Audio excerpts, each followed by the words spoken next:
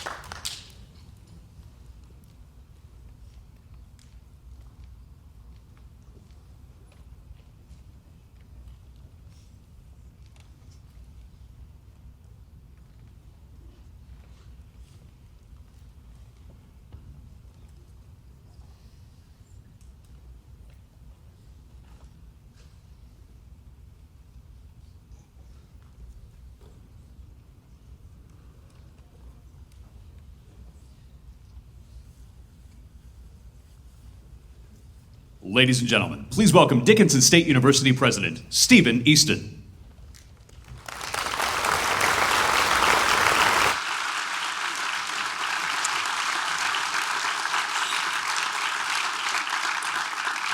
On behalf of Dickinson State University, the city of Dickinson, Stark County, and all of Western North Dakota, so wonderfully represented by our musicians today, thank you so much for being here. It's a real honor for us to have you here, for us to have the governor, the lieutenant governor, so many members of the legislature here. I want to issue a special invitation for those of us that are, those of you that are here in person.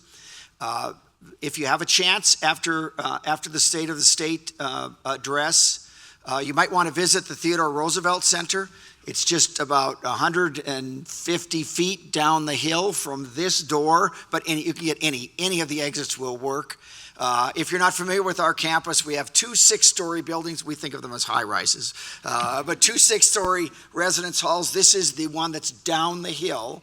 And there you will find our second of our exhibits, which emphasizes Theodore Roosevelt, A Life in Letters, emphasizes his work as a scholar and as a producer of volumes and volumes of writing. I'm going to make a quick pitch for Dickinson State. We are proud that during the period since the pandemic, so since the fall of 2019, the last pre-pandemic semester, while nationwide college enrollment is down about 8% during that period, Dickinson State's enrollment is up 8% during that period. We hope all of you will consider joining us at Dickinson State. On behalf of our area, those of you not from Dickinson may or may not be aware that we have Dickinson and Stark County in Western North Dakota, an incredibly diverse economy. Oil and gas and energy production are a part of that. but also we have a very strong ag community, a strong healthcare community, a very strong hospitality and tourism industry, education at Dickinson State and elsewhere in town. And the one that's a surprise to some people is a very strong manufacturing base in Dickinson. And so we'd love to have you as part of our community and being aware of it. So thanks again for coming. It's now I get to introduce, first of all, I wanted to introduce all of the members of District 37's representation in the legislature. I think I see Representative Vicki Steiner in the audience, who is one of our representatives. I should apologize in advance that don't have time to introduce all of the distinguished members of the legislature who are here, so I'm only going to introduce the District 37 legislators. The next two, like me, are from the Dickinson State, at that time college, class of 1980. First, Senator Dean Rummel, who is here somewhere, but I can't see him. Senator Rummel, thanks for being with us. And your next speaker, also here to welcome you to Western North Dakota and our community. Not only a District 37 representative, but the House Majority Leader, a great friend of our area of Western North Dakota and of Dickinson State, Representative Mike Lefor.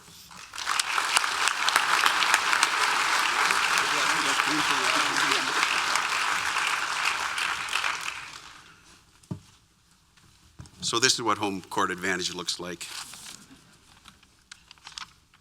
It is truly an honor and a pleasure for me to stand before you today and welcome you to Dickinson, a big part of the banana belt of this part of the world, and the beautiful campus of Dickinson State University.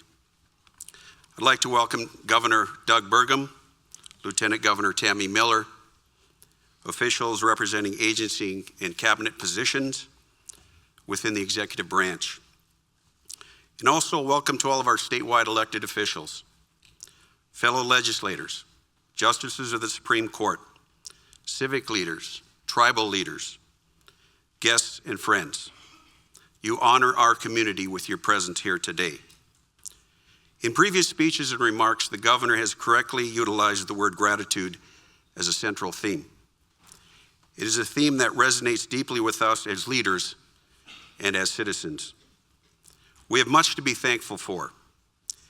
As we gather here today, let us reflect on all the remarkable achievements that have been accomplished for our state and its people.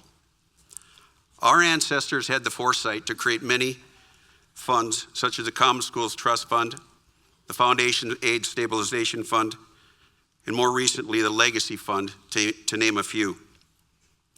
These funds were designed for the long term, with the earnings benefiting our hardworking taxpayers for generations to come. As a result of these decisions, North Dakota ranks high in so many categories when compared to other states, such as fiscal stability, infrastructure, work environment, agriculture, energy, and many other areas. As leaders, it is incumbent upon us to follow through on that long-term commitment to ensure more opportunities for growth in our state. A critical aspect of our success lies in the collaboration between the executive and legislative branches of government. The 2023 Legislative Assembly witnessed many milestone decisions achieved through open communication and cooperation between these two branches. As a freshman House Majority Leader this past session, it was a tremendous learning curve. The job was made easier by having open, honest, and transparent conversations about many subjects with the governor and the lieutenant governor. It was and is greatly appreciated. I extend my sincere thanks to Governor Doug Burgum for his exceptional leadership. His unwavering passion and commitment to making North Dakota a better place deserves our recognition. And the governor and lieutenant governor are back here, but let's let them hear it when I ask you to stand and give a generous round of applause to the governor, the lieutenant governor, executive branch of government. Please stand, please stand.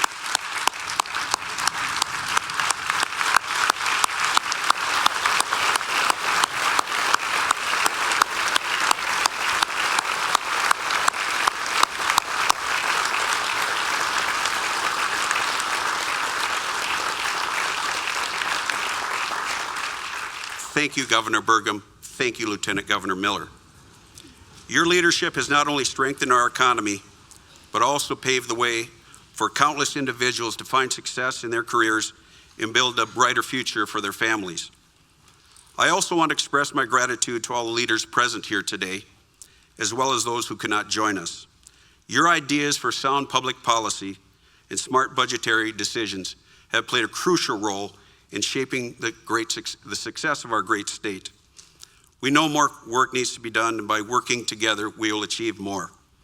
But I'm a little sheepish in this last request that I'm going to make, but it's on behalf of many legislators that are in the crowd here today. They asked Governor Burgum if you'd kindly take the veto pen with you on the way out the door on your last day. Once again, thank you for choosing Dickinson as the home of the 2024 State of the State Address, and may this gathering inspire continued excellence and progress for North Dakota. May God bless the great state of North Dakota.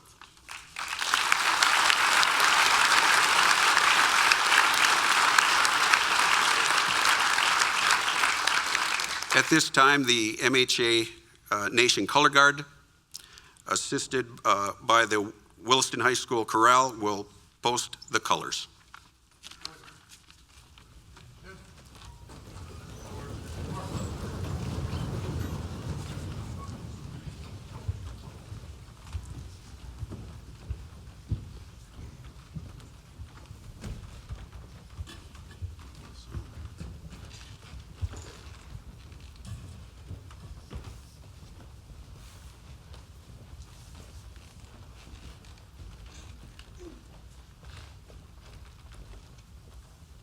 Right. Face. Present. Arms.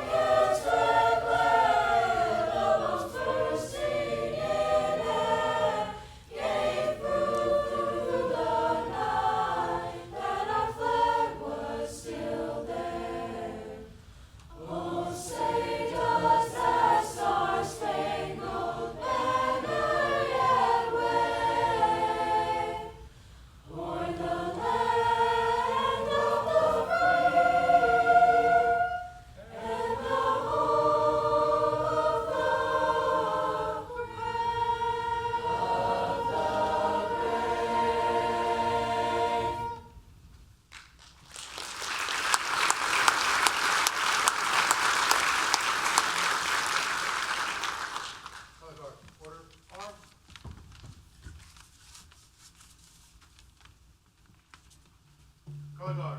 Present. Arms.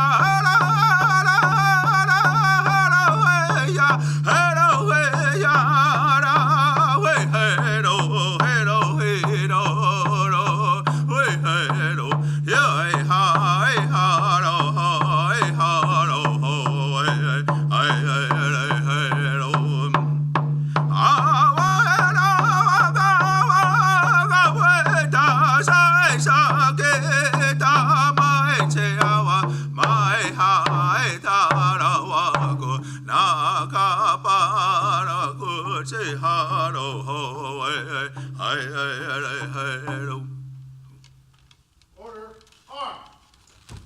American flag, post.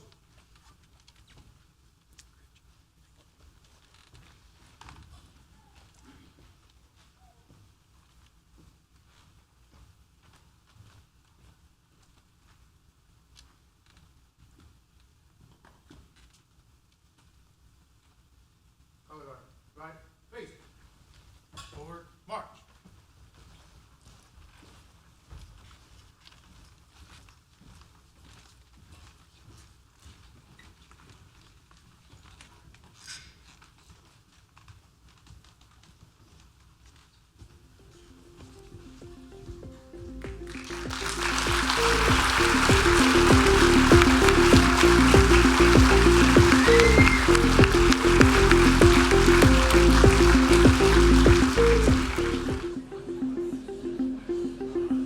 Please welcome Lieutenant Governor Tammy Miller.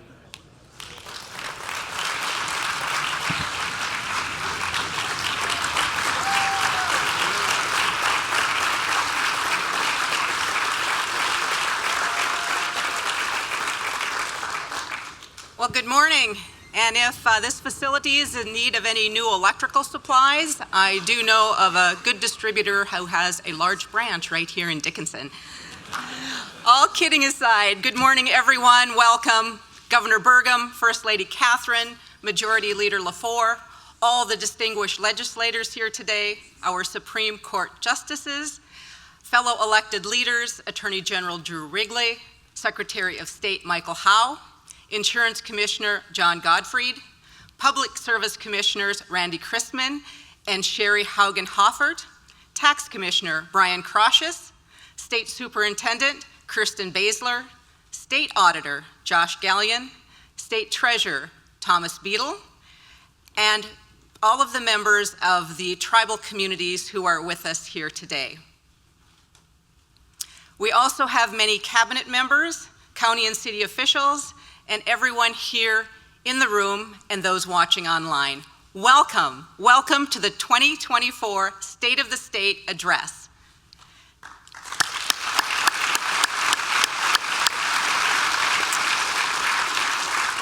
And the students, thank you to the students and the directors for the wonderful music from the Governor's Band and Choir, the Washburn High School Band, and the Williston High School Chorale.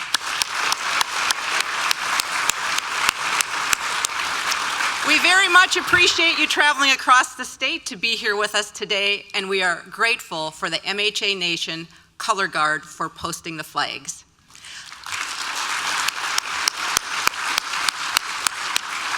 I especially want to say thank you to Dickinson State University for hosting us today in this great auditorium on their beautiful campus.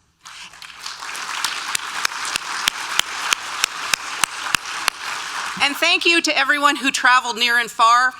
I know our North Dakota DOT does their best, but sometimes Mother Nature doesn't cooperate, and I know some of you had some challenges getting here traveling today. Thank you so much. We're glad you made it safely. Thank you for being with us. 6 years ago, Governor Burgum held his second State of the State address in Minot. 4 years ago, he held the State of the State in Grand Forks. 2 years ago, we held it in Fargo, continuing our tradition of bringing the State of the State address to cities outside of Bismarck in non-legislative sessions. We are thrilled to be here in Dickinson today for the State of the State, for the 2024 State of the State Address. Thank you to Mayor Decker, to the city commissioners, the Stark County commissioners, and local legislators. Thank you for your partnerships and helping us host this event today. And a special thanks goes out to the team here at Dickinson State University and the DSU Heritage Foundation for their help.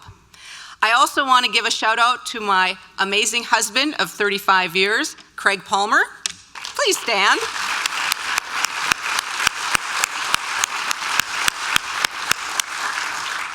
And now, what you've all been waiting for, it's my privilege to introduce North Dakota's biggest fan, our state's strongest advocate, and the most visionary and inspiring person I know, our 33rd governor of the state of North Dakota. Please help me welcome Governor Doug Burgum.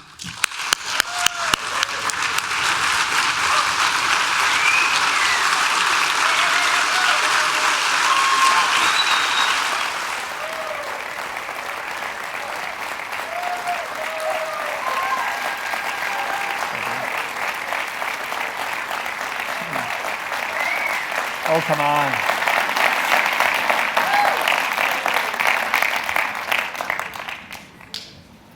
Good morning.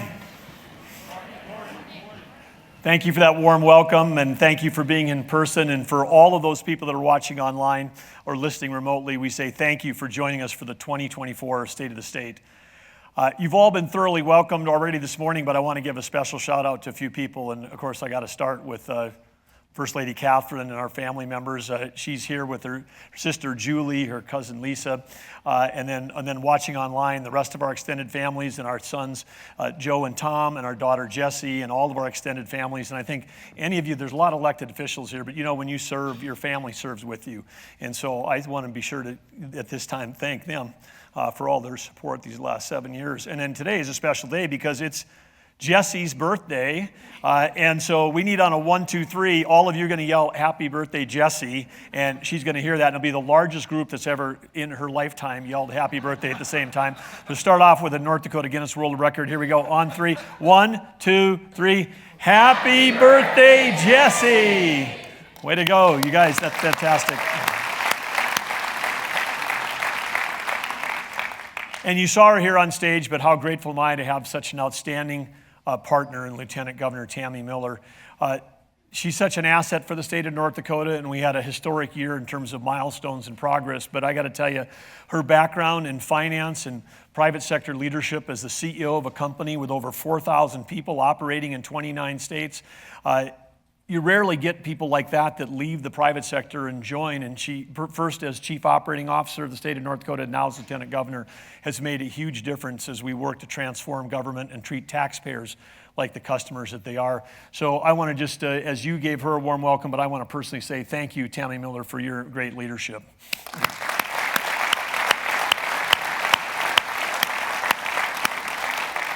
And kicking us off today, after the great band, great music, we had President Steve Easton here from Dickinson and DSU. Want to thank you for hosting us. I've seen a lot of clever ways to try to impress the legislature that you need more money for improvements, but pulling the plug right as we were getting here, I think President Easton, that was brilliant. Okay.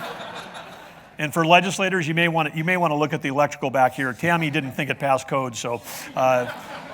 There probably is some upgrades that could be made, but here we are in Dorothy Stickney Auditorium.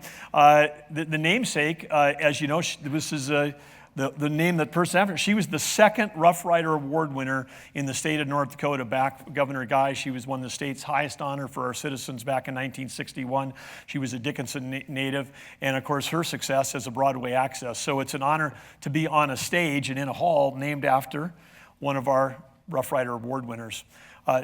Mayor Scott Decker, the Dickinson City Commission, Stark County Commissioners, Dean Franchek, the whole group, you guys, fantastic job. Legislature kicking us off today, Mike Lefor, Senator David Hogue here, our majority leaders, our minority leaders, Zach Ista and Kathy Hogan, statewide electeds, you've all been recognized. Thank you all for your important leadership. And of course, they're not here today, they're busy working in DC, but I do want to say, how fortunate are we as a state to have Senator Hoeven, Senator Kramer, and Congressman Armstrong, 3 people that are in strong and powerful positions in D.C. They're all good at their jobs as legislators. They're advocates for our state constantly. They help push back on the federal government. So let's say thanks to our CODEL right now, too.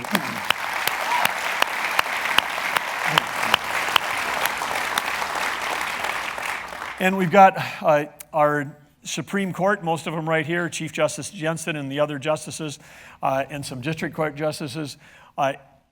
We have 3 great branches of government in our state, and we do collaborate, we do work along. And over my time in 7 years in office, I think just due to the demographics of retirements is the major reason, but we have set a record that few people know about. I've had the honor of now appointing 20 different district judges and 2 Supreme Court judges. For an example, sometimes if you look back in the history on sometimes a governor in 4 or 8 years in office might appoint 2 to 4. We've done 20. And the process has been an important one. We're going to touch on behavioral health later, but I just want to share with everybody right now, as part of appointing 22 judges, you get to interview about 75 different people that have come up through the judicial system.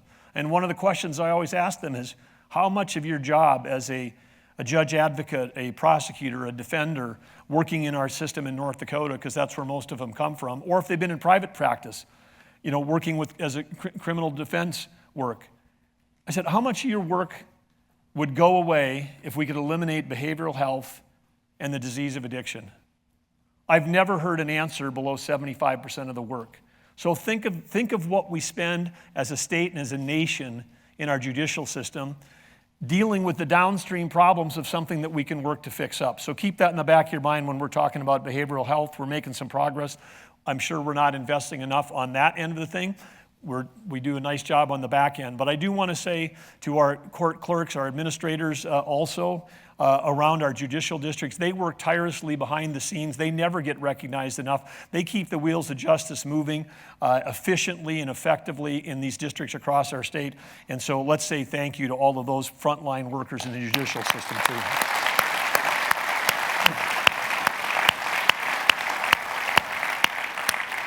And since this is a day for reflection, I mean, think about it. I appoint 22 people, and it is a duty and it's an honor to do that. And then after I appoint them, then everybody calls them Your Honor. Think about that. Okay, all right.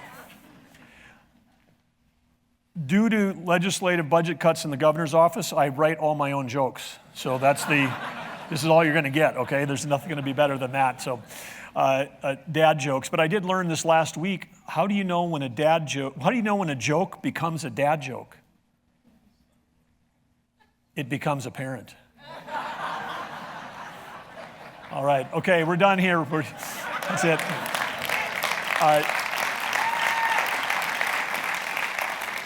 We have a lot of gratitude for our tribes. The toughest elected job in North Dakota of any elected officials being a tribal chair, and I can tell you that for sure. But we've got great elected tribal chairs right now. They're tribal councils. Spirit Lake Nation Chairwoman Lana Street, Standing Rock Chairwoman Janet Elkire, also a veteran. Manan Hidatsa Rikra Chairman Mark Fox, Marine veteran. Turtle Mountain Band of Chippewa Chairman Jamie Azure, Sistan Wahpeton Oyate Chairman Garrett Renville. Incredible folks, and we've made so much progress together on the 7 years we've been working. One of our top objectives in our administration has been state and tribal relationships. Understand, build mutual understanding, build respect. The collaboration that we've had, historic tax revenue sharing compacts, which the late Dwight was, he was Cook, was at his service last Friday. MHA came to his prayer service and gave him a star blanket for the work that he did, to his family for the work that he'd done on making sure that we had fairness and equity in those tax agreements. The gaming compacts, which we negotiated last year, alcohol tax agreements that had been going on for 20 years, public health and agreements that improved emergency response, our ability, the legislature's given our NDIT to work with the tribes on cybersecurity because our tribes were being attacked with through ransomware from foreign entities. But we look forward to building on all of this progress that we've had with the 5 tribal nations. We share geography with them. But I remind everyone, yes, they're enrolled members of tribes that are sovereign nations, but every single one of them is also a North Dakota citizen. It is our responsibility and duty to serve alongside with them. And from a government-to-government standpoint, I would just say, encourage all of you to join in our strengthening government-to-government relationship. This is our main tribal conference they have. It's going to be in June 25th and 26th. You're all invited, every elected, every agency. We have great turnout from all of you, and I just want to say, when we've had federal partners come, because they're a key part of it, they all say, this is the best government-to-government, tribal-to-state conference in the country. Don't miss it. It's coming up in June. You'll learn a lot, and you'll build some great relationships. And if you're in the private sector, there's economic opportunities as well. We're also grateful today for the tremendous and dedicated cabinet leaders that we have. It's so important when you're leading, and credit sometimes goes to the governor and lieutenant governor, but you can't get any of these things done unless you have unless you've got people that are driving in the same direction. It has been such an honor, incredible to work with these cabinet leaders that we have.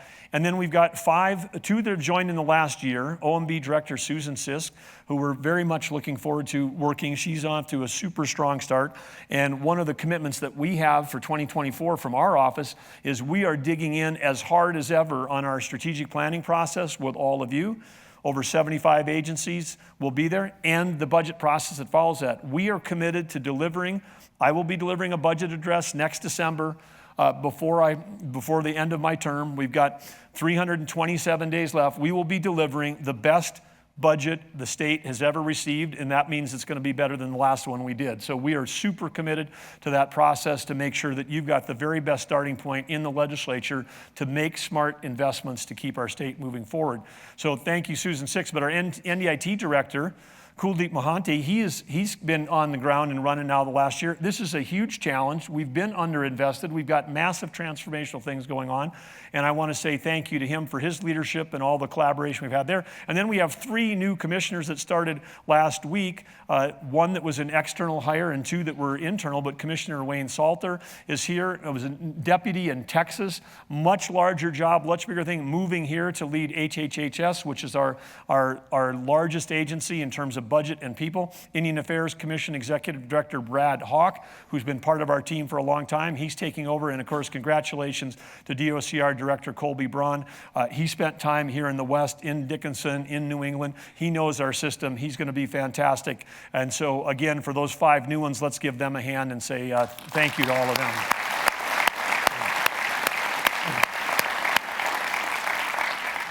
And of course, we've got a small but mighty little governor's office team. All told, we're about 16 people.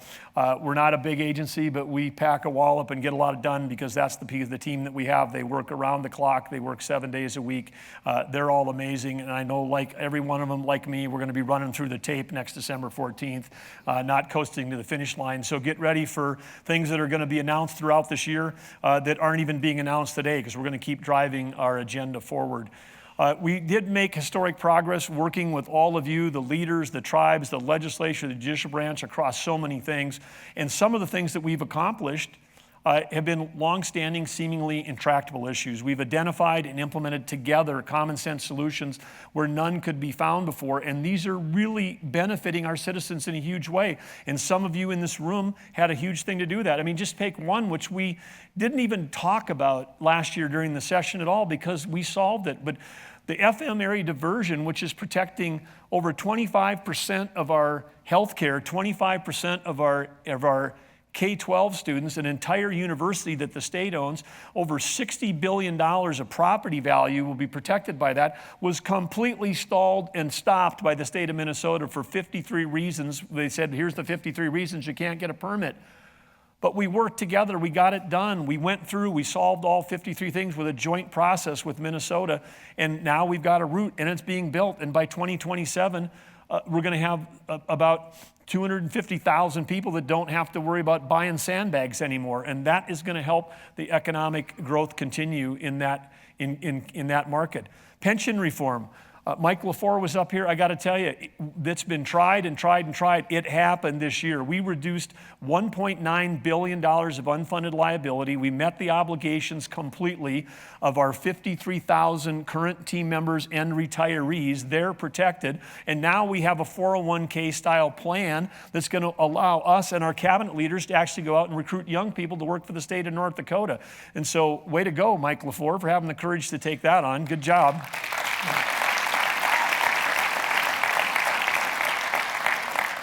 Primary seatbelt, this has been tried, I think, since 2000, and we lose more than 100 people a year, every year, to auto deaths in our country. We have a goal of saying, there's no acceptable number other than 0. I mean, it's not like, we got it down to 75. I mean, if it's 75, it's still a son or a daughter, a niece or a nephew, and somebody one is too many. And the work that we can do with DOT, the HP, Human Services, because a lot of these are impaired driving issues, but it took a legislator like Dean Rummel of Dickinson, who's one of the ones that helped drive and get this thing done, to have the courage to say it, and we got it passed. So we were one of the last states to have a primary seatbelt law, and I'm a freedom and liberty guy, but I'm also someone that likes to save lives, and guess what?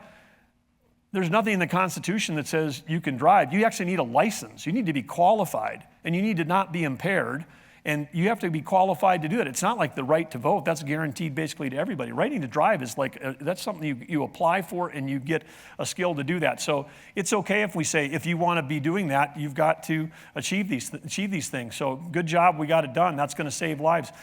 Corporate farming, we had the most outdated corporate farming laws in America. We had killed animal agriculture in our state compared to South Dakota, Minnesota, Iowa, and Nebraska. And I mean killed. I mean, you take a look around here. I mean, we're still doing sheep research at NDSU, and we were down to almost no sheep herds in the state. We were doing dairy research at NDSU, and we had like 12,000 dairy cattle in our state. We were importing milk into the state of North Dakota. We had one North Dakota entity that was running a dairy in Oregon where they could actually do animal agriculture, and they had 35,000 dairy cattle, a North Dakota company in Oregon, and we in the whole state had 12,000.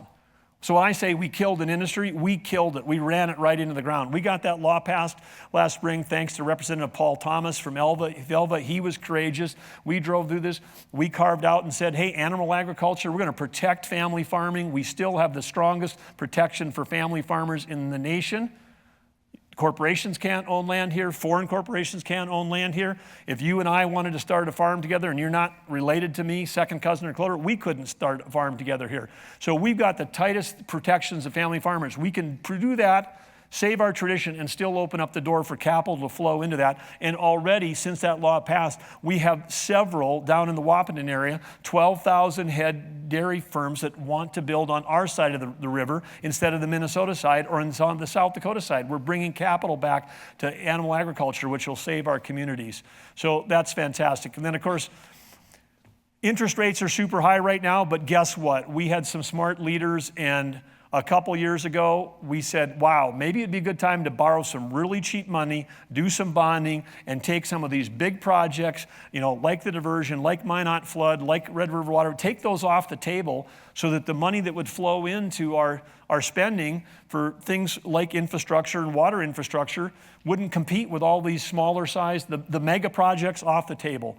So $680 million bonding package in 2021 supported infrastructure upgrades, didn't raise taxes at all, took advantage of historic low interest rates.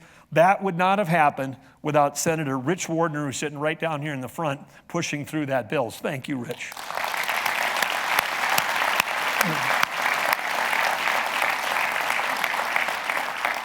And then this last year, a record $515 million income and property tax relief practices, with the prime sponsor being Craig Hedlund, who's always been a champion. He and I are completely aligned. We still need to get North Dakota down to zero income tax. Talk a little bit more about that later, but thank you, Craig, for being such a strong proponent of lower taxes in our state. So with all that, that's just a few of the things. I mean, I could go on, but I'm going to tell you, we have so much work that is not done. We got big challenges that lie ahead, and our biggest challenge that we face right now in our state is workforce. We made significant headway last session to tackle one of the biggest barriers to workforce participation, because the legislature came to understand that the thing that was holding us back when we got 30,000 jobs open in our state, and every restaurant and every manufacturer and practically every farmer and certainly every oil company in the state does not have enough workers, and we don't have enough teachers and enough nurses, that we needed to make sure we're investing in workforce infrastructure. What does workforce infrastructure look like today? Well, one of the things it looks like is childcare. Because if you've got two educated parents that are here, or two educated parents that want to move here, we had a legislature last year that told me personally that they finally had got a spot where both of their kids, who were career folks, were living in South Dakota, and they were going to come home because they're starting a family, and they wanted to be closer to grandparents, and they were going to come back to their hometown, couldn't find a childcare slot, but they had one in South Dakota, didn't move back home. It matters. And so that's one thing. Now the next thing we have to go after, we've made progress on childcare, is housing. This will be another big lift, because they're like, oh, that's not the government's job. It's workforce infrastructure, and we've got to create the right kind of incentives for the private sector to bring capital in to help solve these problems. So we got to continue to work as one across all these silos of state government. That's something that Tammy and I work on. The cabinet leaders are getting so good at it right now, and all these things. And when we fight back on federal overreach, like what we've done on the BLM drilling and what we've done on Waters of the USA and the 20 other rules that are currently being jammed down on us by the federal government, and I say a rule could be 800 pages. You don't understand the amount of time and energy that Drew Wrigley, the AG's office, our office, NDIC, the land board, I mean, these boards, I mean, we're like the defend sovereign state rights boards anymore, because these rules are actually trying to take away the power of a state and move it towards unelected bureaucrats in DC. So we've got to keep fighting back on that. We'll do that, but we've made great progress in attracting capital and investment to our state. That's how we grow, and investment, and also investment in workforce. And we do that with the things that we're all doing right now. Reduce income taxes, cut red tape like we've done so much. This legislature passed 50 out of the 51 red tape reduction bills that we sent them last year. That's fantastic.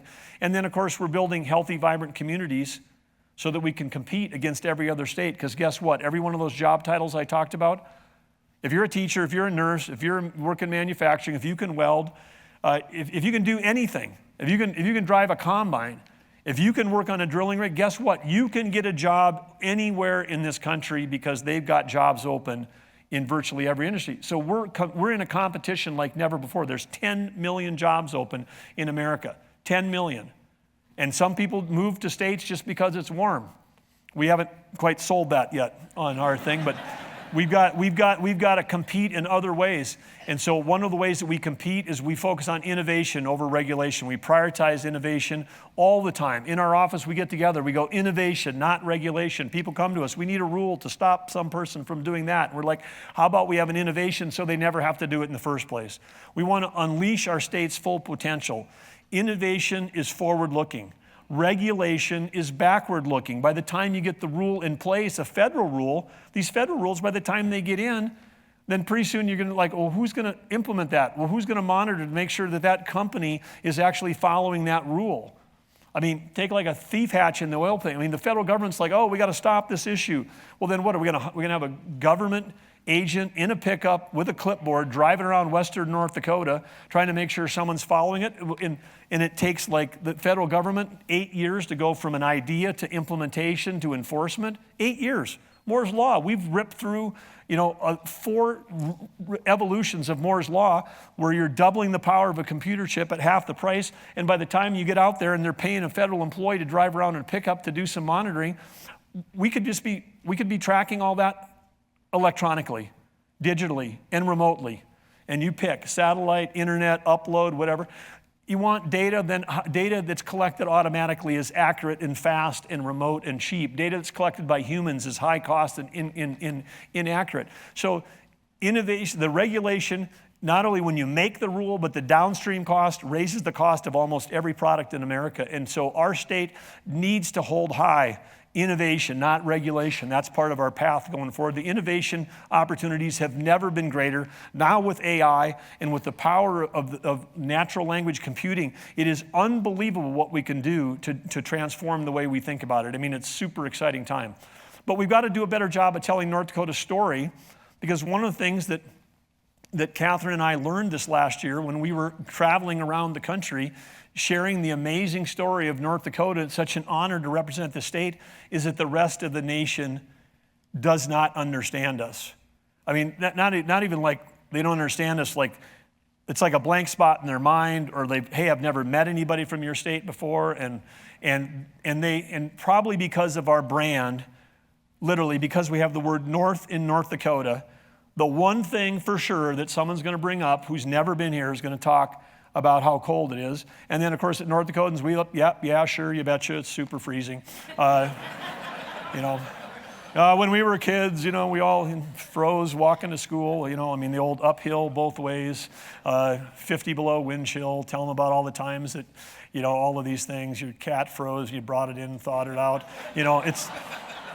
It's like that. I mean, we just play right into it when we do that. But here's the thing is, we have understand more than ever in my lifetime. I've worked with people working for me in 120 countries. I've had people working for me that didn't have the right to vote, didn't have right to free speech, didn't have the right to assemble. I also had customers and team members working all around the 50 states. I've known it before I became governor that we had a good thing going on here. But when you see what's happened to the rest of our country and you see what's going on here in North Dakota, we have the best of America right here. We absolutely do.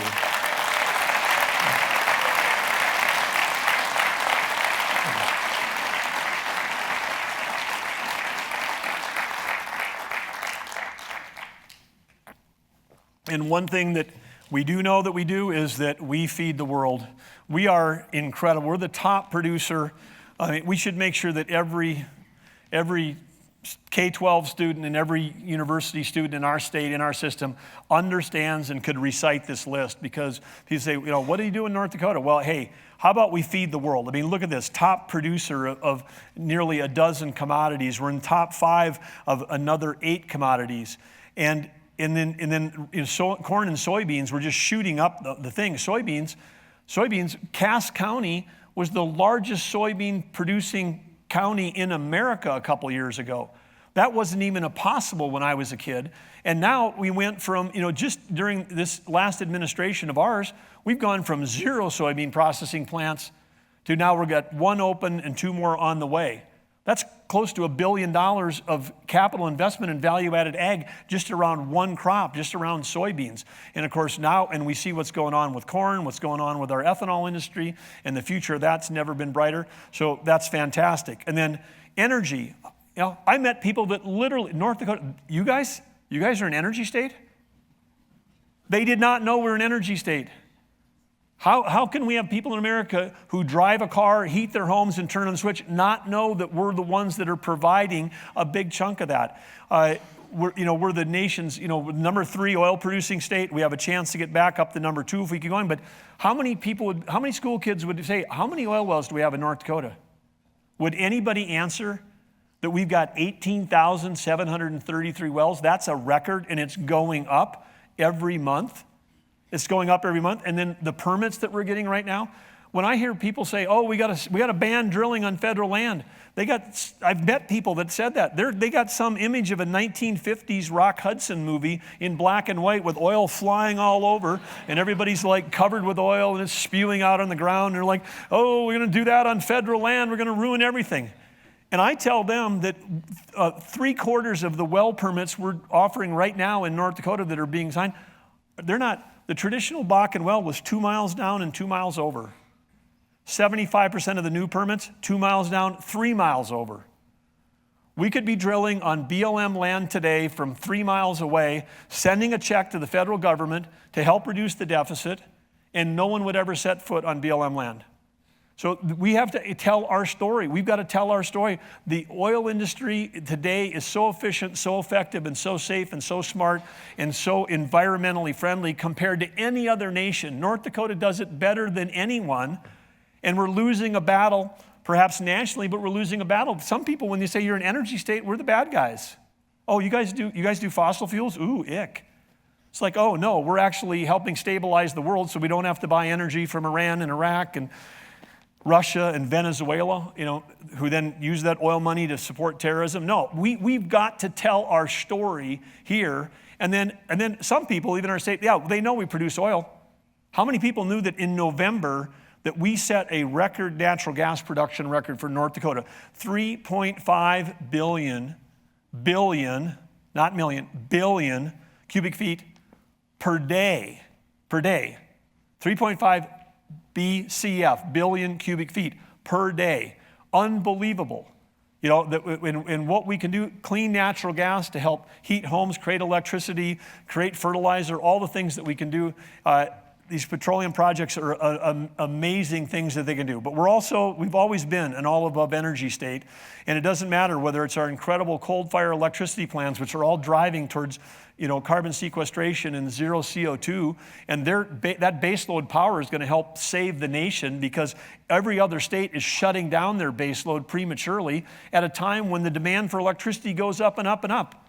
And it won't be because of this fantasy about electric cars. It will go up demand for electricity for everything else, including demand for data services, because all of the stuff that's coming with AI and the ability to transform every job and every company and every industry through AI requires a lot of power to run those data centers, and we should be building more of those in North Dakota. But biofuels, what's happening right here in Dickinson, ethanol, other renewable fuels, hydro from Garrison Dam, all of the above energy strategy, our wind portfolio. We're providing energy cheaper and cleaner than anyone else. Would it surprise any of you when someone says, oh, what's going on in North Dakota, to tell someone we've got the lowest average price of electricity in the nation to customers from all segments in North Dakota. Better, cheaper, faster here, more reliable than any place else in the world. Best of America? Here we go. This is one thing. Energy, best of America, North Dakota.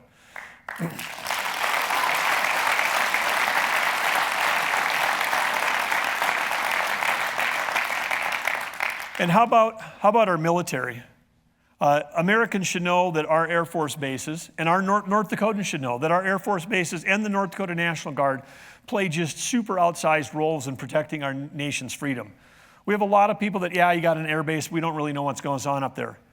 How about the fact that we're operating at Minot, 2 of the 3 legs of the nuclear triad? We got a missile wing and we got a bomber wing. Those 2 things. How about the fact that UND, not UND, but at Grand Forks Air Force Base, and there's been a lot of conjunction with UND, but at the Grand Forks Air Force Base, they've got a new mission. The Global Hawks that are flying out of there, the Global Hawks are all being refurbed there. It's like $4 billion of refurbance with the largest unmanned aircraft in the world. Some of these, they got 83-foot wingspans. They're massive. They fly for 24 hours. They leave Grand Forks, they fly to the Pacific and fly back. Who knows that that's going on? That's exciting and interesting. We are such a leader in unmanned aerial systems, both commercially and otherwise. And then, of course, the city of Minot, they won the prestigious Barksdale Trophy for going above and beyond to support airmen and their families. I did have a trick question when I was, this last year, I was out at a National Reporter and was trying to think that they could trick me about the nuclear triad because they thought, oh, he's not going to know what that is.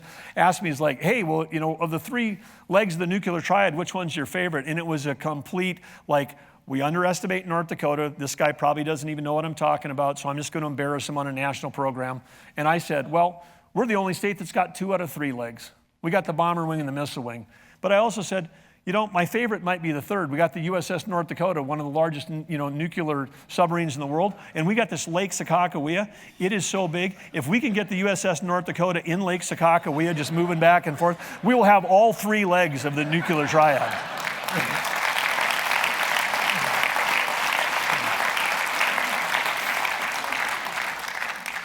And that would be fun. Catherine and I have had a chance to be on that incredible boat. I had a chance in September to be in Portsmouth for the change of command.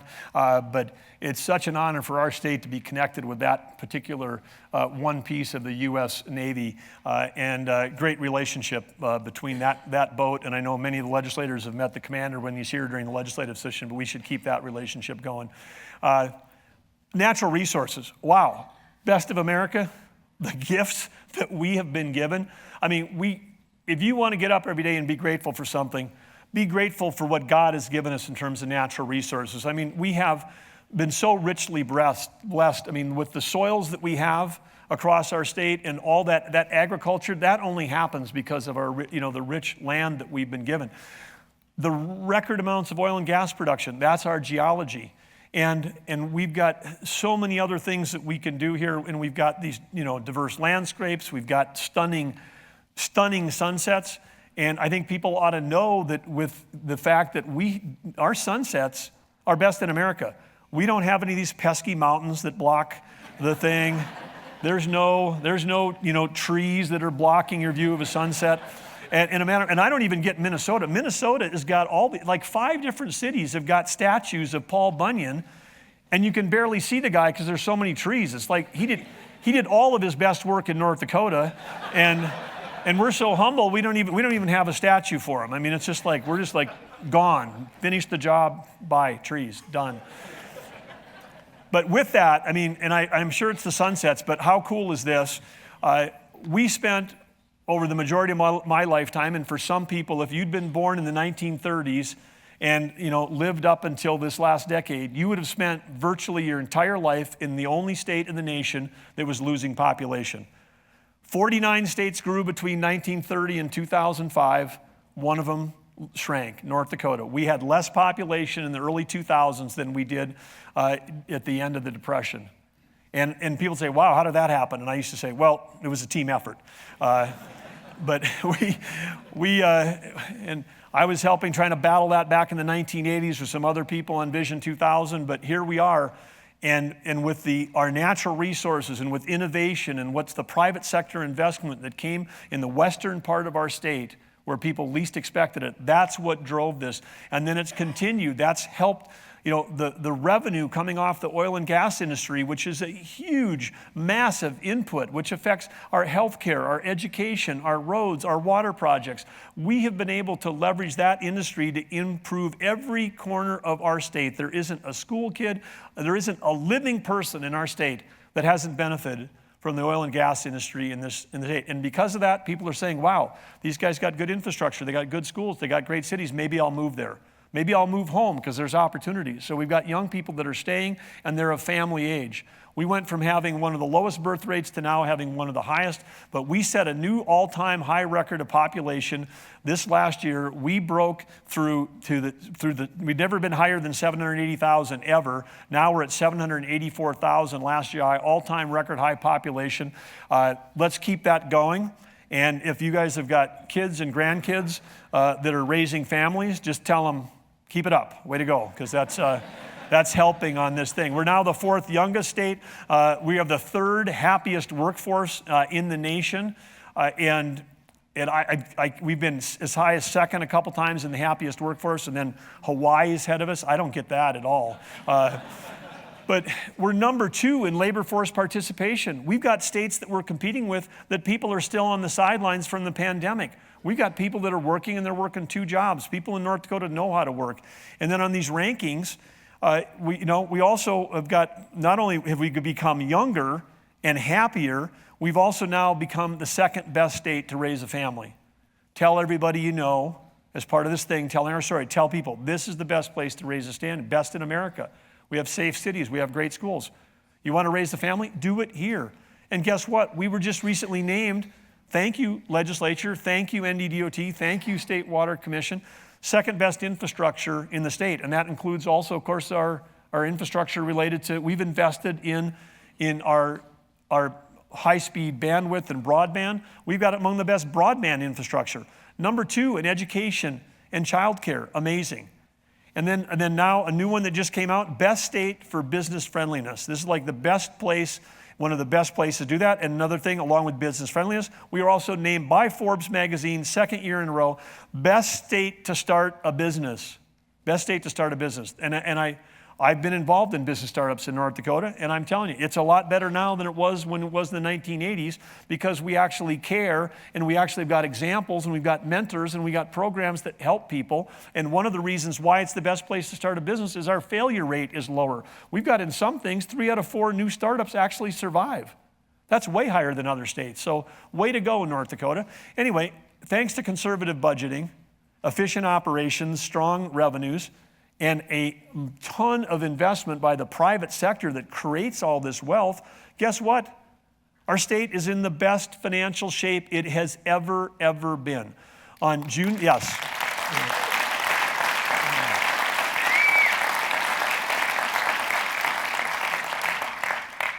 30th, we closed out the 21-23 biennium record general fund ending balance of nearly $1.5 billion. That's a billion with a B. For people not familiar with the budgeting process, normally, when you'd plan a budget, you'd try to end the budgeting process with, 50 million, 75 million, create a little cushion in there.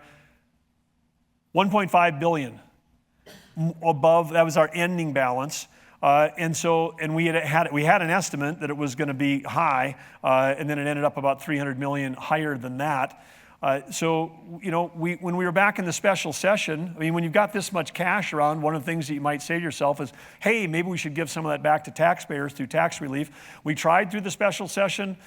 We had a bill that got through one of the chambers, 91 million, ran into a roadblock. we didn't get it done, but we should keep going. To be competitive in attracting and retaining workforce, which is our number one job to keep our state growing and thriving, to keep our businesses open, to attract capital. Capital, workforce used to follow capital. They'd be like, a company would announce, we're opening up a big plant here, and then everybody would move there to get a job there. I was on the phone with the head of ADM. They got 40,000 employees, and they operate in like 80 different countries. He's getting ready to, his board has already approved $350 million for a soybean plant in Jamestown. And I'm like, we got this deal. I get on the phone with him, and he's like, can we hire 75 people in Jamestown? We got a plant in Velva. We're having a hard time hiring there. Can we actually get workforce? Because capital follows workforce. It used to be exactly the other way around. Workforce would follow capital. We've got to solve the workforce problem every possible way we can. And if we solved it for the energy industry, if we had more fracking crews, all those numbers for all those reserves I just showed you would be higher, a lot higher. All the companies that work in North Dakota, we've only got 39 rigs operating right now. We should have 60. It's a workforce issue. So we can celebrate the record high, but I want to make sure that everybody understands that we're not where we could be. If we solved workforce, we could be even much higher. So to be competitive, one of the simplest things we can do, we've got the money to do it, is get to zero income tax. And why does that matter? Well, part of it matters is because we're competing against states that have zero income tax. But these dollars that are in the ending fund balances, think of that like your checking account. Like at the end of the year, wow, we ended up with more in our checking account than we thought. We have reserves. Think of those as savings account. And our reserves have never been higher. Our reserves, get this. This is just, the Budget Stabilization Fund and the Strategic Investment and Improvement Fund, which I affectionately call Checking Account 2, General Fund 2. We'll have a proposal to make that whole thing just go away and have the money go into the general fund, and we can get rid of that whole SIF thing. And some people are applauding from the treasurer's office. This is dollars that just flows in. But look at this. Look at the scale of this compared to where we were when we took office. And this is a reflection of the thing. And you go around to all the other reserves that we have stacked up. These are just a couple of them. We've got so much cash in so many different places. Then it's 7 times more than when we took office. And then in terms of the trust funds, because that slide right there is 7 times larger, does not include trust funds, including the legacy fund, which didn't even really exist 10 years ago. And now the legacy fund gets a giant check every month. 30% of our oil tax revenue goes into that. And remember, oil taxes, for those that aren't paying close attention, we take it off the top. If you don't make any income as an individual, you don't pay income tax. If you're a farmer and you don't have any income, you don't pay income tax. If you're an oil company, we take 10% of your revenue, not 10% of your income. It's a revenue tax that we're doing. So that is like, as long as we're producing those 18,000 wells, there's money coming in every month and growing and growing. It'll blow through $10 billion before we get to next summer on the legacy fund. And the Common Schools Trust Fund now sits at over $6.1 billion. And last year, with the legislature, we're kicking $500 million a payment out of that trust fund for common schools that goes out that helps reduce property taxes. And that just happens without anybody paying attention. We do so much to reduce property tax already in our budget. But anyway, we predict that we're going to end the current budget cycle in June 2025 with an unobligated general fund balance of $518 million. But here, after 6 months through December, we're already running $154 million ahead. We're 11% ahead of forecast just through the first 6 months. So things are cooking along, and that's great. North Dakota, we're hiring. We found out this morning, just in today, that we are tied with Maryland for the lowest unemployment rate in America, 1.9%. So thank you to all of our private sector folks that are hiring.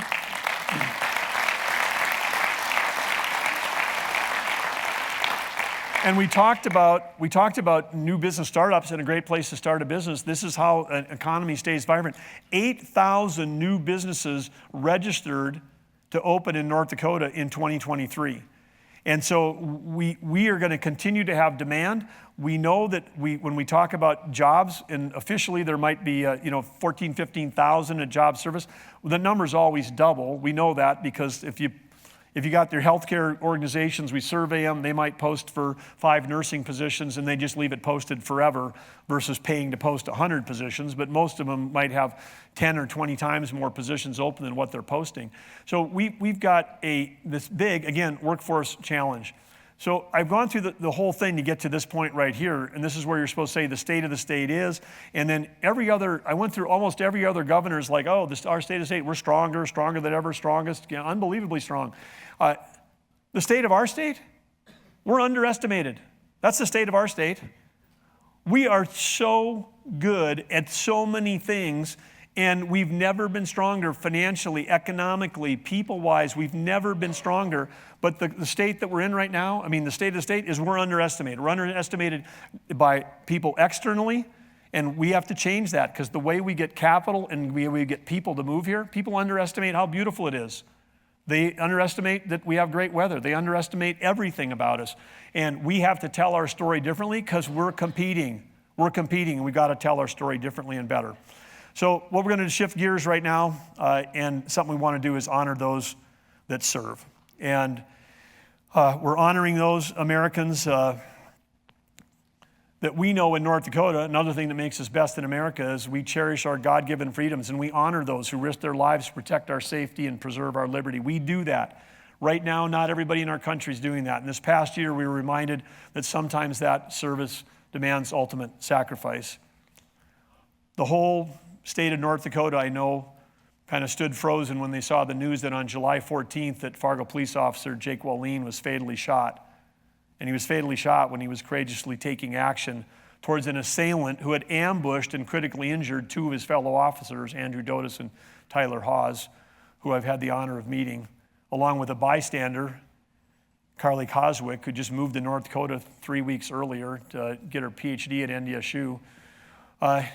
So we had 1 person shot and killed, 2 people that have taken multiple gunshots down. We got a citizen that's injured seriously, and Officer Zach Robinson, the Fargo Police Department, takes action, puts himself at risk to neutralize the shooter and saving countless other lives. That individual that was doing the shooting had 1,300 rounds in his vehicle. Attorney General Wrigley knows all about this case.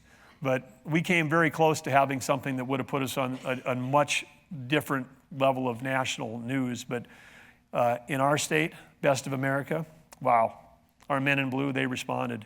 And then last month, sadly, Mercer County Sheriff's Deputy Paul Martin was tragically killed by a vehicle crash when he was trying to protect his community from danger. And if we move to the military side, this is not a fatality, but it's still a tragedy. On Christmas Day, a Langdon native, Army pilot Garrett Illenbrum, he suffered a serious head injury in a one-way drone attack, like a kamikaze drone attack, on a U.S. military base. He wasn't flying the helicopter at that time. He was at a base taking incoming fire. But we're thankful that Chief Warrant Officer Illenbrum has been transported back to the United States with that head injury. They only put people on sedation. He's breathing on his own. He's opened his eyes. I talked to his dad, Brad, again last night. He's there at Walter Reed with Garrett's wife and Garrett's mother and other family members. And I did share with him that I was going to share this with all of you today, and I would just ask that all of you join Catherine and I and everybody in North Dakota, and let's hold Garrett in our prayers for a full recovery. These are people that are serving our country and fighting for our liberty.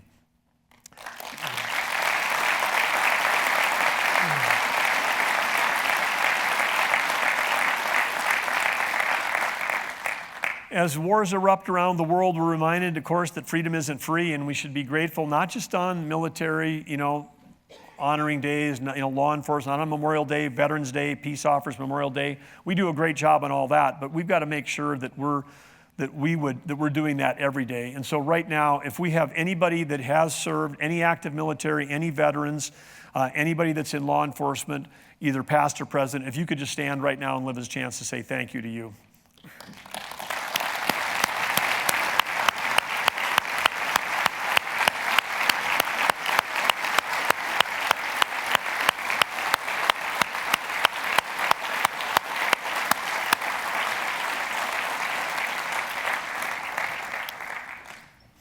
But as we've said, in addition to our words and our applause, we've got to make sure that we are showing gratitude for law enforcement and military with our actions. And that's why the legislature this last year did such a great job.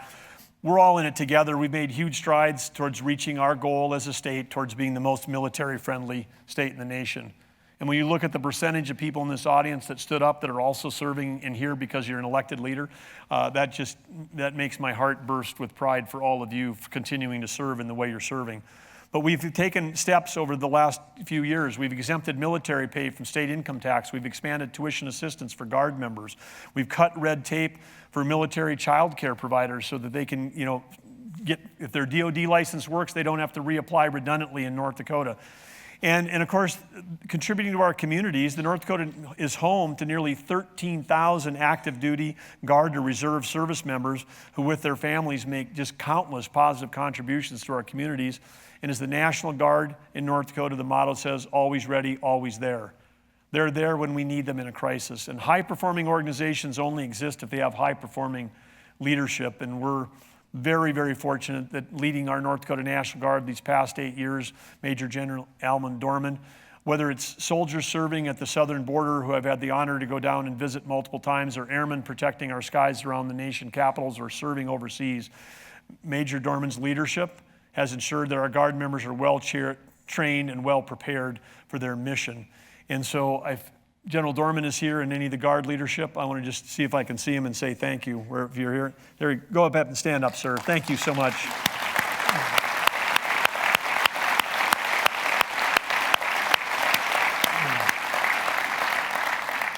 Our dedication to the military is unwavering. That progress could not have been accomplished without the work of Task Force MIND, that's military issues in North Dakota, chaired by none other than Lieutenant Governor Tammy Miller. But there's still more work to be done. We want to keep the soldiers on top of our mind because in the coming months, we want to double down in the months to be not only the most military-friendly state for our soldiers and their families, but we also we want to keep driving across other issues. We are going to establish a cross-agency military-friendly working group, working with North Dakota National Guard to support the Task Force MIND, developing proposals related to healthcare, childcare, licensure, and more, to have those ready for the next legislative session so we can keep moving towards being the most military-friendly state in the nation. We will leave no doubt that North Dakota is and will forever be the place where this is the best place to be a military member. But one thing we have to do is we have to take care of those members after they're out of the military.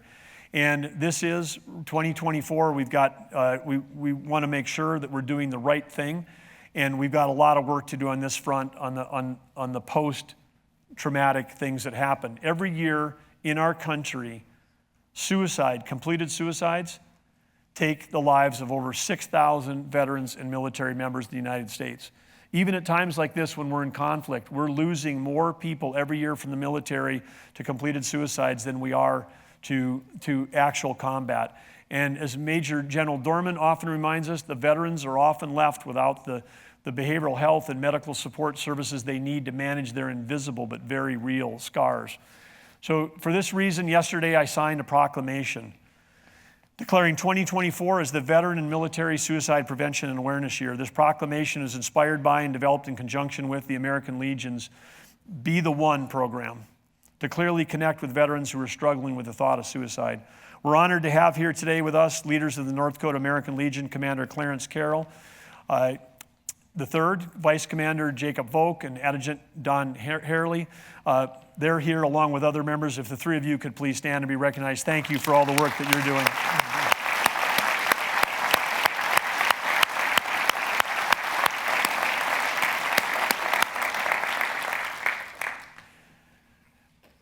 We're looking forward to collaborating with the American Legion, building off the Governor's Challenge led by North Dakota Cares and partnering with all military and veteran organizations to leave no veteran behind. And these individuals have bravely answered the call for their country when they served. And in North Dakota, we need to know that each veteran will know that the citizens of our state and our government in this state is behind them and that we have their backs. One thing that we could all do right now to immediately start raising awareness for our veterans and our citizens alike, because we've got issues with non-military behavioral health and suicide as well, but we need to expand the marketing of the 988 suicide and crisis line. This is a valuable, accessible, free resource which can be called or texted anytime.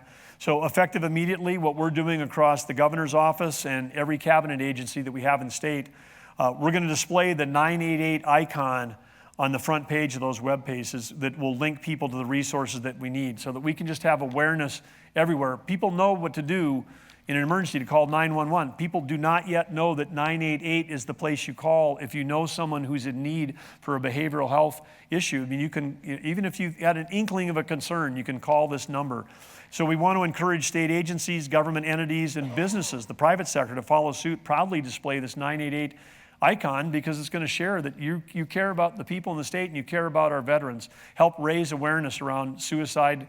Let's destigmatize the fear of asking for mental health support, because that's one of the problems we have. On the behavioral health side, the challenge of behavioral health are prevalent in all parts of society, not just in the veterans population. That's why we made behavioral health and addiction from the start 7 years ago one of our 5 strategic initiatives. Who knew that when we started that 7 years ago, that now we'd be facing a crisis of mammoth proportions that didn't even exist then? I mean, we've lost, in the last 3 years under Joe Biden's administration, each year has been a new record of overdose deaths, and now we've well past the 300,000 mark in a nation, and so we've lost the equivalent of 5 Vietnams to overdose deaths in the last 3 years. It's over 120,000 in 2023. It's over 300 people a day that we're losing. It's just unbelievable. But what we're focusing on here in North Dakota, one of the things that we have focused on is Free Through Recovery. It's substantially increased recovery support services for individuals that got involved with the criminal justice system, which we talked about earlier. It's the most expensive way to treat a behavioral health problem is incarceration. Sometimes it's necessary if you get violent crime, but there are times when what we need to be doing is having the services up front that keep people from getting in a situation where they've got to conduct property crimes to pay for their addiction. This program that we have right now, Free Through Recovery, currently has more than 1,700 participants in it and has served nearly 6,300 individuals through 57 care coordinated providers. And what this is doing is reducing recidivism. If we can get people who've been in the criminal justice system related to addiction, and we get them out, and then we can keep them out and help them, get a job, get a place to live, get a driver's license, the social determinants of health. We keep them out. Now we've got more people in the workforce, we've got more people connected with their family and their kids, and we're spending less money on the back end on incarceration. So it's a win for everybody. Substance use disorder vouchers, 7,000 individuals have accessed these substance use disorder vouchers program. Thank you. Legislature, $18 million to help support this. This is a drop in the bucket compared to what we pay on the back end for DOCR and for all of the county and city jails around the state and our whole justice system we talked about that could be 75% related to addiction and behavioral health. We didn't have enough providers in our state. We have rural areas where there's not anywhere close to enough providers. So the program that came up was, let's take people with lived experience who can help others attain and stay in recovery. And now we have 1,000 peer support specialists around the thing. Over half of them have got criminal justice interaction, AKA they're likely a felon. These are people that might have been unemployable, and they're actually now working and have a job keeping other people sober, keeping other people in recovery, and keeping other people out of an expensive solution, which is back in criminal justice. Recovery housing is another issue, because we have people, one thing you can do in this country, we say, oh, no discrimination. Man, if you've got a felony, wow, we can discriminate where you work, we can discriminate where you live. There's all kinds of, it's like, there's no such thing anymore of, hey, I've served my time and now I've paid my debt to society, because if you got a felony, and about 30 or 40% more things today are a felony than they were when I was a kid. So you can get a felony pretty easily today in a lot of ways, and then you end up with this thing where you're stigmatized your whole life. But 670 people have been served through recovery housing assistance since May 22, got 11 providers, 30 recovery homes.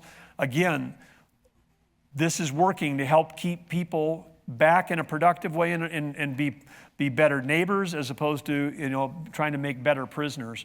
Behavioral health workforce, we made great strides to improve access and services to people facing addiction. We know that our state's behavioral health providers are increasingly challenged by workforce shortages. So in addition to the peer support specialist program, we're also working with the coming months, we're going to work with the university leaders, the healthcare system, private sector to help solve this critical issue. The Office of Recovery Reinvented, in partnership with North Dakota's HHS, will be helped by facilitating conversations and strategic planning efforts across the state regarding behavioral health workforce specifically, and expect legislators to see some new legislation coming to help solve that particular problem. Recovery Reinvented, unbelievable. What this has done, it's made great strides to eliminate the shame and stigma of addiction in North Dakota. And we survey addiction in North Dakota and stigma of addiction. We know we've made progress. More than 21,000 people have participated in Recovery Reinvented events over the past 7 years. And joining this movement to help individuals find hope in recovery. And now it's time to ensure that when people seek help, that we've actually got the workforce in place to help them. That goes back to the workforce piece. But there's one person that made a huge difference for this. It was somebody who had the courage to stand up and share her story to people across the state and across the nation. And when she tells her story, it moves people. I've watched it. I know that she has saved lives and changed lives by doing that. She's going to be celebrating her 22nd year in recovery after decades before that of struggling with the disease of addiction. But her incredible work to drive policy and create better solutions for folks has been amazing. So again, if you could, please help me welcome the most courageous First Lady in America, Catherine Helgas Burgum.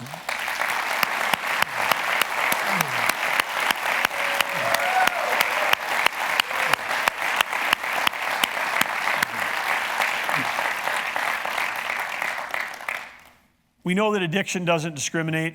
It affects every family, every community, and every sector of government, especially law enforcement officers. They deal with the far-reaching impacts of addiction on every single shift. Just ask any one of our highway patrol, ask anybody that's in blue, that this is what they're dealing with. That's the same as with the courts. It's important that we support the men and women in uniform who protect our communities. We've backed the blue with our words, but again, backing with our actions. We did that by expanding workers' comp, providing hiring and retention bonuses. We exempted law enforcement retirement pay from state income tax, and we've helped offset the cost of routine medical exams. And our efforts are not going to end there, because in addition to law enforcement, we've got other people in our state, in our rural state. We want to bring forward a plan to support all our law enforcement officials across North Dakota, making this the premier place to work in law enforcement, where law enforcement is respected. Other parts of the country are defunding their police. Let's be the place where we respect law and order and respect those people that do it, and let's get those people to come and go to work here. Let's create a profession that is respected. Every time someone in my family sees someone working in law enforcement, we say one thing: thank you. Thank you for your service. Every time we see them, we've got to thank them. And think about that. Think about Fargo last year. Someone might have thanked them. The next day, they weren't going to be around to thank. They really are that thin blue line. But we've got to extend this to our emergency responders, our firefighters, our EMTs, the EMS, our peace officers, and others. We have neighbors every day in North Dakota who put on their firefighting gear. They drive an ambulance. They buckle up in a squad car. They all deserve our gratitude. In North Dakota, so much of it is volunteer still. In North Dakota, we have over 3,500 licensed emergency medical services personnel. We have and a lot of them work in these rural locations for free. They're volunteers. Nearly 7,000 volunteer firefighters in our rural firefighting. 7,000. We only have 685 full-time firefighters in the state. We have 10 times as many people who volunteer to go help save their neighbors. And if you're a firefighter these days, most of your calls are not fires. Most of your calls are EMS related.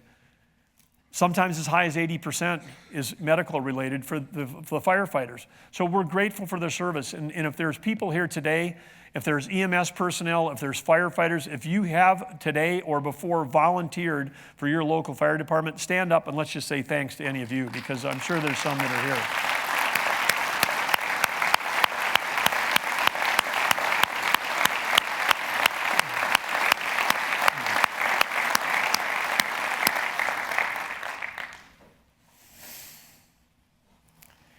Here in Stark County, we had one of these incredible individuals that's sort of the best of America kind of guy. Joe Lanner served as chief for the Gladstone Fire Department for 45 years. 45 years volunteering, serving the citizens of his community and surrounding communities, and risking himself to put others' safety ahead of his own. But as with many heroes like Joe, he didn't stop there. He was active in local homeless coalition, the Eagles Club, Knights of Columbus, and Lions Club, other local and state organizations.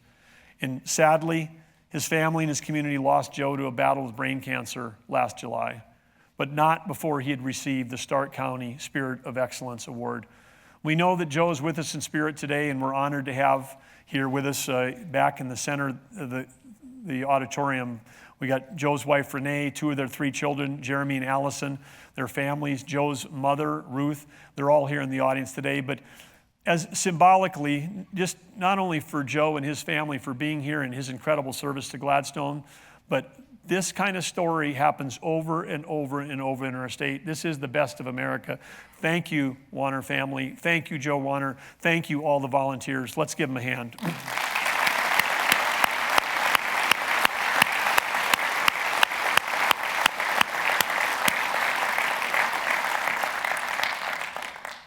We want to turn actions into ideas. That's been the theme of this whole section. And we would encourage, if you're a first responder or you're related to one or you know one, someone, family member, if there's a better way for us, and I say us, the state government, the state legislature, if there's a better way for us to support men and women in uniform, whether it's law enforcement, firefighters, first responders, please call, email, write the governor's office. We're going to take your ideas, we'll share them with our legislative partners, we'll turn them into legislation if needed to, and we're going to keep doing what we've been doing. We'll cut red tape, we'll get rid of the restrictions you need, and we'll pass laws that'll help support what all of you are doing. So keep those ideas coming. We want to, support workers not only for their physical health, but also for the safety, the overall health of the community. And one of the ways that we do that, of course, is with accessible, affordable, and quality childcare. And our state's strong balance sheet put us in a position to make these incredible strategic investments. And one of the biggest obstacles to the workforce, which I talked about earlier, was and still remains childcare availability, affordability, and quality. $66 million alongside of the federal funds went into the North Dakota Child Care Initiative. This is workforce infrastructure. Thank you, legislature, for doing that. What's happening with that investment? Now more than 4,800 working families have received help with child care costs just in the first 6 months of this biennium. More than 300 child care businesses have benefited from grants and incentives, helping their businesses. Think of that, close to 5,000. When we talk about trying to solve our issue of 30,000 jobs open, we put a huge dent in it with this child care thing, because we've got 5,000 people that maybe came back into the workforce. And other things we're doing to support workforce for the first time, North Dakota Job Service budget included funding to support the H-2A visa program for temporary ag workers. If you're in farming, you know how critical and how important this is to support our farmers and ranchers. Some others may not know. It gets confused and caught up, in all this discussion about immigration. But we have had, in some cases for decades, H-2A visa workers from countries such as South Africa, like these guys pictured here, come to North Dakota every harvest season. And an incredible 46% increase from just 2 years before. They come back, they work for the same families, same farm families. You talk to farmers across our state, we would not have gotten the crop off the last few years if it weren't for the H-2A workers. And so we've got to make sure that we keep that pipeline of people that come here and work seasonally and have got the CDL, they've got the equipment, they know how to drive the big machinery. They're key to what we're doing in our state. And Commerce this last year established the Office of Legal Immigration to help attract international talent, because we've got a great pipeline of workers, but we want to make sure that we've got the visa piece figured out and we've got a pipeline of people coming that can help our farmers and particularly our ag workers on H2O. So this office earned a coveted spot in the Skilled Immigrant Inclusion Program, which provides technical assistance from international experts, so that's off to a great start. Career academies. This is a big one. Rich Warner and others fought hard for this stuff. We've kept our word in making sure the funding would be available to keep construction on track for the 13 career academies where students will be able to pursue these high-demand careers in the trades, healthcare, and technology. One of those examples is right here, Southwest Area Career and Technical Education. Students from 7 high schools around this region and Dickinson State utilize this state-of-the-art facility that helps students identify interests and build skills to identify and enter the workforce more quickly. We have one of those here today, but Lance Kosevich, a senior at Dickinson High, has been enrolled in the CTE Academy's welding, automotive tech, and diesel tech programs. And through these experiences, Lance has developed valuable skills and identified his career path of becoming a welder, which we need. We're short of those all over the state. Last fall, he was placed with Fisher Industries here in Dickinson to earn credit while on the job. He's still getting his education, but he's getting paid and he's earning credit. To be able to build that relationship with a local employer, now he's gained the support to send him to the North Dakota State College of Science next fall to earn a degree in welding technology. So now he's got a local company, Fisher, willing to help pay him to go get further education. But it's working, these partnerships between companies and our education system, filling that gap between K-12 and higher ed. And I want to just say thank you for him being here. Lance is here. CTE Director Aaron Anderson is here. They represent more than 25,000 students around the state that are taking advantage of these things. Lance is right here. Let's give him a hand. Stand up. Where are you, Lance? He's right there. Okay.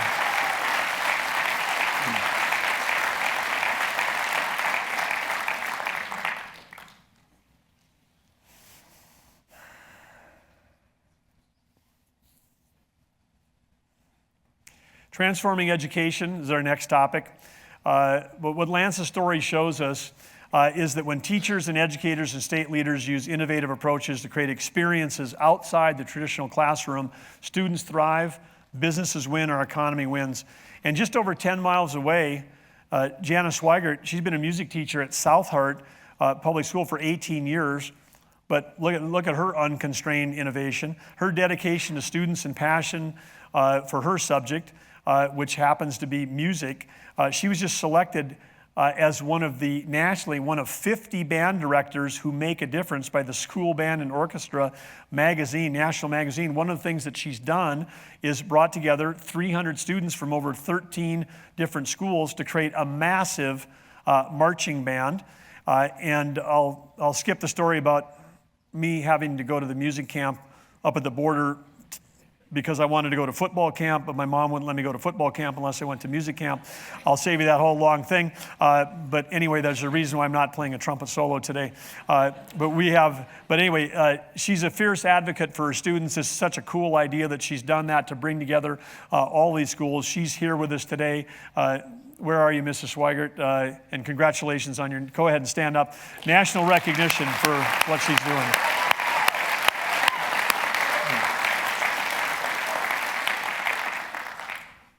We've got a task force that we've put together for retention and recruitment of teachers. We know that these careers are rewarding, that people that teach change lives, they make a difference, but we also understand the challenges that teachers are facing, and that results in a workforce shortage. And last fall, we created a teacher retention and recruitment task force to bring proposals forward. That's going ahead. It's going to help support our leaders, support our teachers, support our students to help them develop and grow into the best versions of themselves. So that's charging ahead. And over the next several months, they're going to keep going. That task force is going to engage with experts across the educational landscape. They're digging into data. Our schools are the cornerstone of our communities. Our teachers are critically important. And so this task force has got an important thing because it's one thing for us to drive a teacher all the way through education and get them into the school system teaching, and then they teach for a year or two and drop out. That's when we're losing them. If we can get people to retain a little longer, then that can help solve our long-term pipeline for teachers. So this task force, way to go, keep it up. And then Mrs. Swigert, who we just introduced, and all of our innovative teachers, such as the Teacher of the Year, Sheila Peterson, deserve our deep gratitude. They are dedicating themselves to help drive our future. The students represent 20% of our population, but they do represent 100% of our future. They're instrumental to our state's success. So if we've got any teachers that are here today, if you're a current or former educator, if you've been teaching at any level, K through 12, pre-K, college, whatever, please stand up and let us say thank you to all of our educators.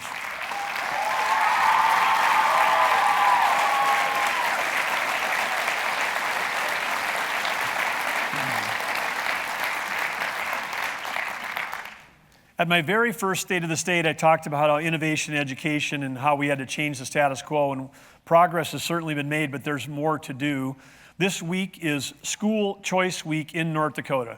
And when we talk about innovation, it almost goes hand in hand with competition. The best innovation comes when you're competing, such as our first in the nation Cyber Madness competition for high school and middle school students. A great innovation and is a fantastic experience. That's going to continue to expand. But school choice has become this debate, a political debate about, it's about a public school versus a private school or a religious school. It shouldn't be centered around that at all. School choice and competition ought to be centered around students and their experiences and their personal learning goals. And school choice could include, ideas like how do we expand the CTE programs that Lance has been involved in? How do we do that?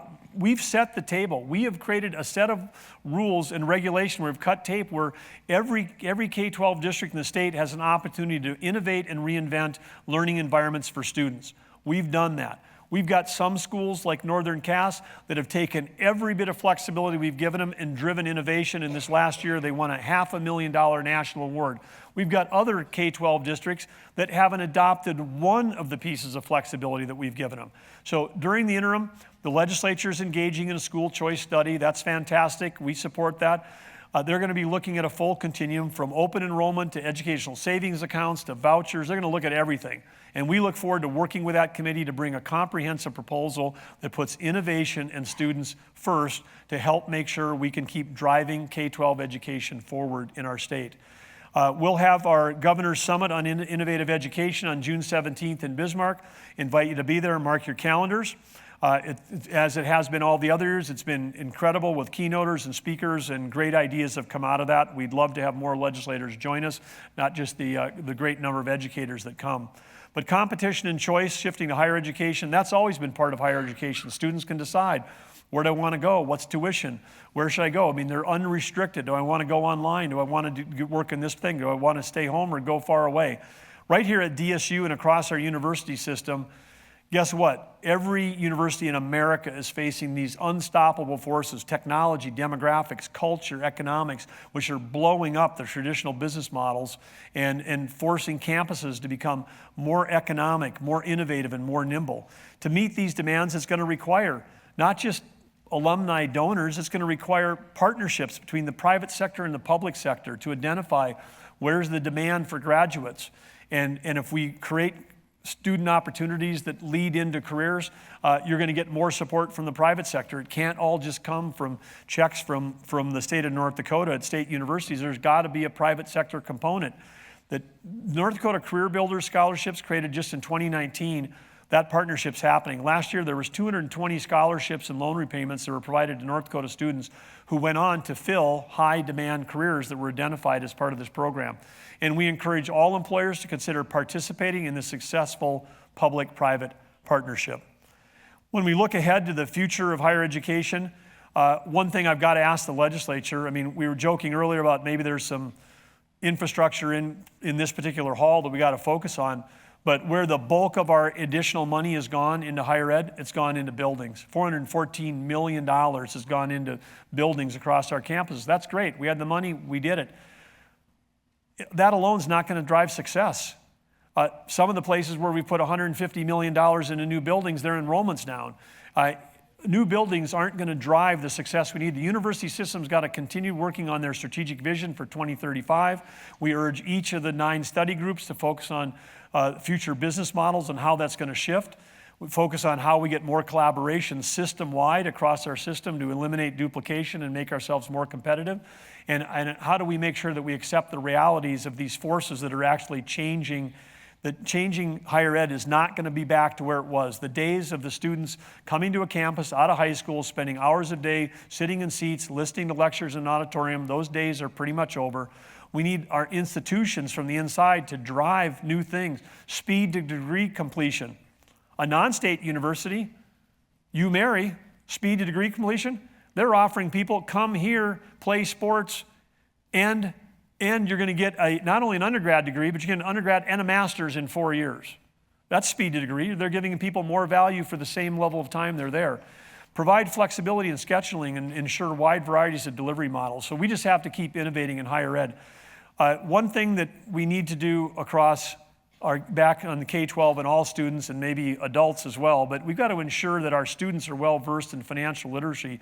There's a survey that surveys students to test that, and we do not. This is one area where we're not best in America. Only 37% of North Dakota adults feel confident in their own knowledge of their finances.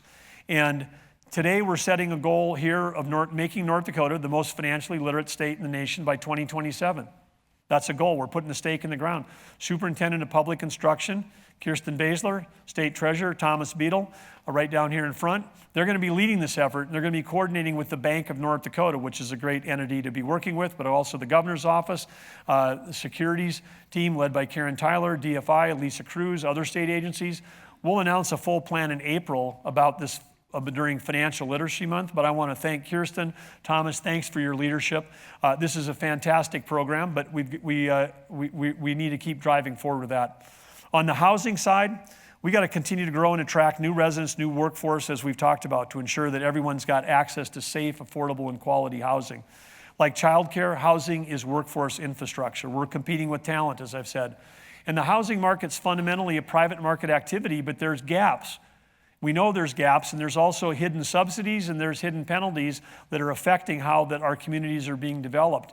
And this affects families, it affects communities, it affects employers, and some prudent public sector influence or investment can make a difference in helping us solve this problem. But to serve our citizens and attract new residents, again, I gave the example earlier about a family not moving back because they couldn't find childcare. We know at the state of North Dakota, we've given job offers to people to try to move here to our state to take a job with the state. And part of their search is they come and they look around and go, can I afford to get a house in this community? And if they can't upgrade their housing, they might say no to a job. I mean, hey, the job pays 10 or 20 grand more to come and work here, but if my housing costs are higher, I'm less better off than if I stay where I'm at. Or maybe I've got a low interest income or low interest mortgage at home. If I sell that home and move to North Dakota, high interest rates, now I can't move. So it's causing some stickiness in the workforce market right now because of the high interest rates, but we've got to keep working to make sure that North Dakota is even a better place to work, play, by addressing the housing challenges that many of our communities face. Statewide housing needs assessment for 20 to 25 predicts that we're going to need 9,000 additional units of housing just through 2025. In the next 2 years, 9,000 more units. And fortunately, we've already got a blueprint out there on how to address these issues, and that blueprint is what we did to get to the starting line on childcare, the historic $66 million childcare package. That was a result of 14 months of collaboration, public and private stakeholders across the childcare spectrum.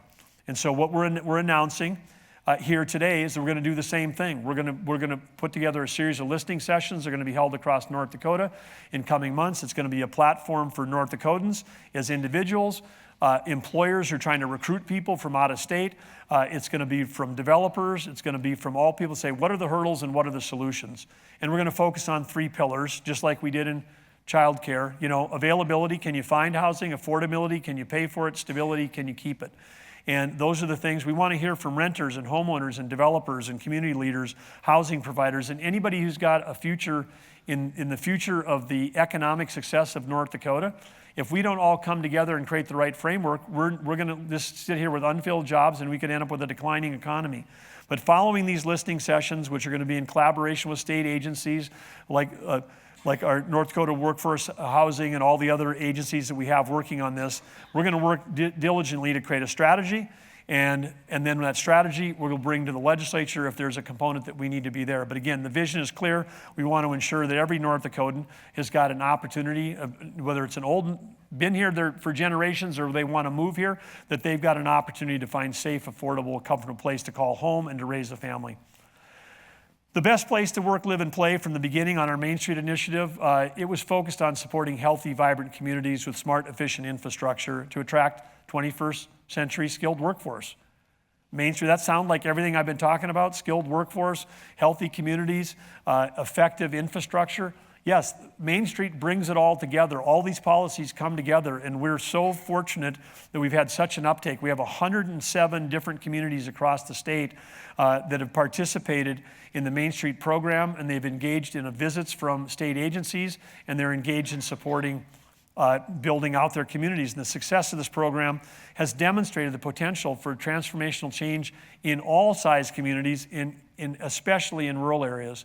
And we know that creating vibrant, thriving community only happens when you got local leaders. Local leadership is always the key. Someone who grabs the reins and decides, we're going to make our community a place where future generations want to grow, where kids want to come back to raise their families. And we've got examples of that happening in western North Dakota for sure. We got an amazing example right here in Southwest. Taryn Dorr, originally from Bison, South Dakota, she is making her mark on the state. She's the leader of the Bowman County Development Corporation. She's done that for nearly 11 years. She embodies the spirit of the Main Street Initiative in building healthy, violent communities. And whether it's hosting the Fusion Conference in Bozeman or serving on the statewide Rural Development Council, we know that Taryn is changing the directory, not just of Bowman, but of Southwest North Dakota with her passion and her commitment. It's leaders like Taryn across the state that are attracting the next generation of North Dakotans to their communities. And her efforts certainly deserve to be recognized. Taryn, if you're here, could you please stand and let us acknowledge everything that you're doing? Thank you.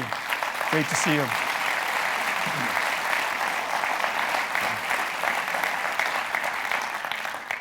We'll be launching the Office of Community Development and Rural Prosperity, which builds upon the momentum of the Main Street Initiative, and we're announcing that we're creating that. We're not making that announcement today. We're doing that within the Department of Commerce. And this office is going to pull together a number of things. It's going to be a central hub for communication. We're going to try to maximize the impact of all the initiatives and the focus specifically on empowering rural communities, because we can streamline efforts, we can allocate resources more strategically, we can understand and attack the unique challenges faced by rural communities, who are supporting community development. But we won't be doing this thing alone. This new office is going to work with community organizations, businesses, local governments, and other state agencies to develop comprehensive long-term strategies that are tailored to those communities. So excited about that as we're driving the MSI even further into rural areas. Fun announcement. You all know we're moving ahead. This is the first time in a long time, but we're creating a new state park in North Dakota. Our newest one, Pembina Gorge, is one of North Dakota's most scenic treasures. If you've never been to the gorge, I encourage you to get there, but I want to thank the legislature again. They passed $27 million for maintenance and upgrades to infrastructure and the visitor experience across all of our 14 state parks, which saw near record visitation. Last year, they had record visitation the year before that. But still, there's more work to be done to enhance these amazing state assets and improve the quality of life. And one of the ways that we can enhance them is with trails. Trails is also a key piece of infrastructure, and we've got, with an extensive trail focus, the parks thing is they're already doing the first ever statewide trail inventory. Would you have guessed that there are over 2,200 miles of trails on 865 named trails in this state?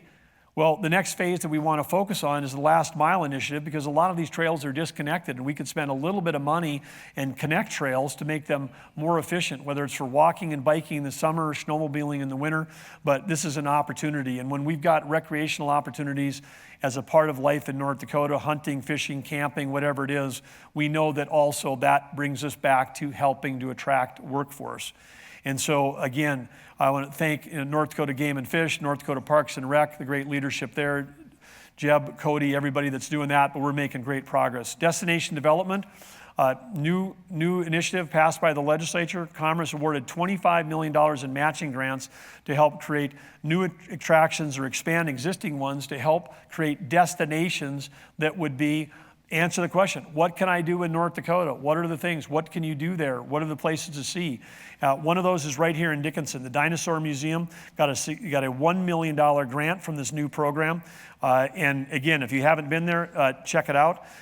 There's more than just like really, really, really old bones there. There's really exciting stuff. The Theodore Roosevelt Presidential Library. This is an idea that started right here on this campus of having the library. And come July 4th, 2026, on our nation's 250th birthday, we're going to welcome another world-class attraction when the Theodore Roosevelt Presidential Library and Museum opens in Medora. The TR Library is going to be a global institution. It's going to be rooted right here in North Dakota, inspiring people across the globe to get into the arena. Just like TR was healed and inspired by the North Dakota landscape and the way of life when he came here in the 1880s after losing his wife and his mother on the same day. People get confused when we say library and museum. They might think of an old style model where we've got objects under glass. That's not going to be this. There's not going to be stuff gathering dust. It's going to be a captivating digital experience for visitors. It's going to be leaning heavily on immersive storytelling and new technologies. You can count on the fact that your kids and grandkids are going to drag you to this library, and they're going to want to come back again and again. The TR Library, like TR's Incredible Life, won't just be a place. It's going to be an experience, and it's going to become a tourism powerhouse in Western North Dakota. The Roosevelt Center here at DSU has a strong connection to the library even forming, and of course the TR Center is a key part of Dickinson State University and therefore part of our higher education system. This is the place where they've been working for close to a decade, digitizing copies of Roosevelt's writing, newspaper and magazine articles, his speeches and photos and other materials. And this is closing in on, I'm sure, close to 100,000 objects. This is the president that wrote more books than anybody else, any other president. He wrote more letters than Jefferson. So the collection here has been digital and it's been amazing. But today, there's an amazing announcement happening. Part of the mission of the TR Presidential Library and partnering with academic institutions like DSU and the TR Center is to advance the study and understanding of TR. The most comprehensive, the most incredible collection of papers around that study is now coming. The Theodore Roosevelt Center at DSU will be the home to the coveted and expansive collection of private research and Roosevelt memorabilia from Pulitzer Prize-winning historian Edwin Morris, his wife, and author Sylvia Jukes Morris. Those are the works that transformed the way we think about the 26th president. It's an impressive collection. 151 bankers' boxes. It's being acquired by the Presidential Library, housed at the center through the generosity and support of Mark Brinkmeyer. He's the owner and chairman of the Idaho Forest Group and his wife, Vicki. The collection features an extensive assortment of notes and audio and memorabilia and information surrounding the 3 books that are among the most well-known of the hundreds of books written about TR, Theodore Rex, The Rise of Theodore Roosevelt, Colonel Roosevelt, and more. And so right now, this does not happen without DSU, without the TR Center, and without the Theodore Roosevelt President Library, all working together. That collaboration, that confidence led to this donation. Congratulations to all of those entities involved with this. This is an amazing collection coming. It's not going to Harvard, it's not going to Yale, it's coming to DSU.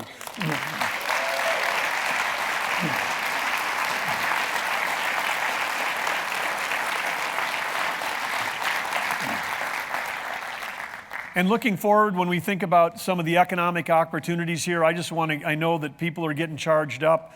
The construction's going all winter long on the library thing, but whether you're in Beach or Bowman or Dickinson or Watford City, all of these present gateway opportunities for us. Down in Mount Rushmore, they got faces on a mountain. They get 3 million visitors a year. And you've all been there. You go there, you take a picture, 45 minutes, you're out of there. And then you're off. What are you doing? Then you spend the next 2 days going to private sector tourism opportunities, eating in restaurants and taking in all the other stuff. The opportunity for private sector investment surrounding the TR National Park and the library with that as an anchor has never been greater. Get your hats on, start thinking about it. We need more hotel rooms, more restaurants, more everything in Western North Dakota, more opportunities. So go get them. Vibrant communities, again, world-class communities and amenities, those are needed. We need that to make sure that we've got, keep up with our burgeoning economy, and it creates a stable business environment. And the first step is that, is economic development.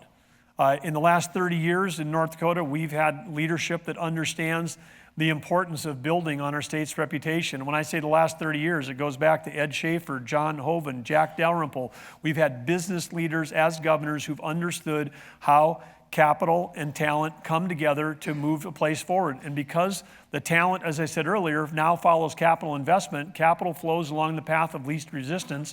the way you get capital flowing to our state is making sure that we remain laser focused on creating this stable tax and regulatory environment that attracts that capital and that talent. And the success can be seen in our population growth of nearly 17% that we showed earlier, the fastest in the US. We also set a goal. We said, hey, we wanted to have the highest GDP per capita in the nation. How are we coming on that?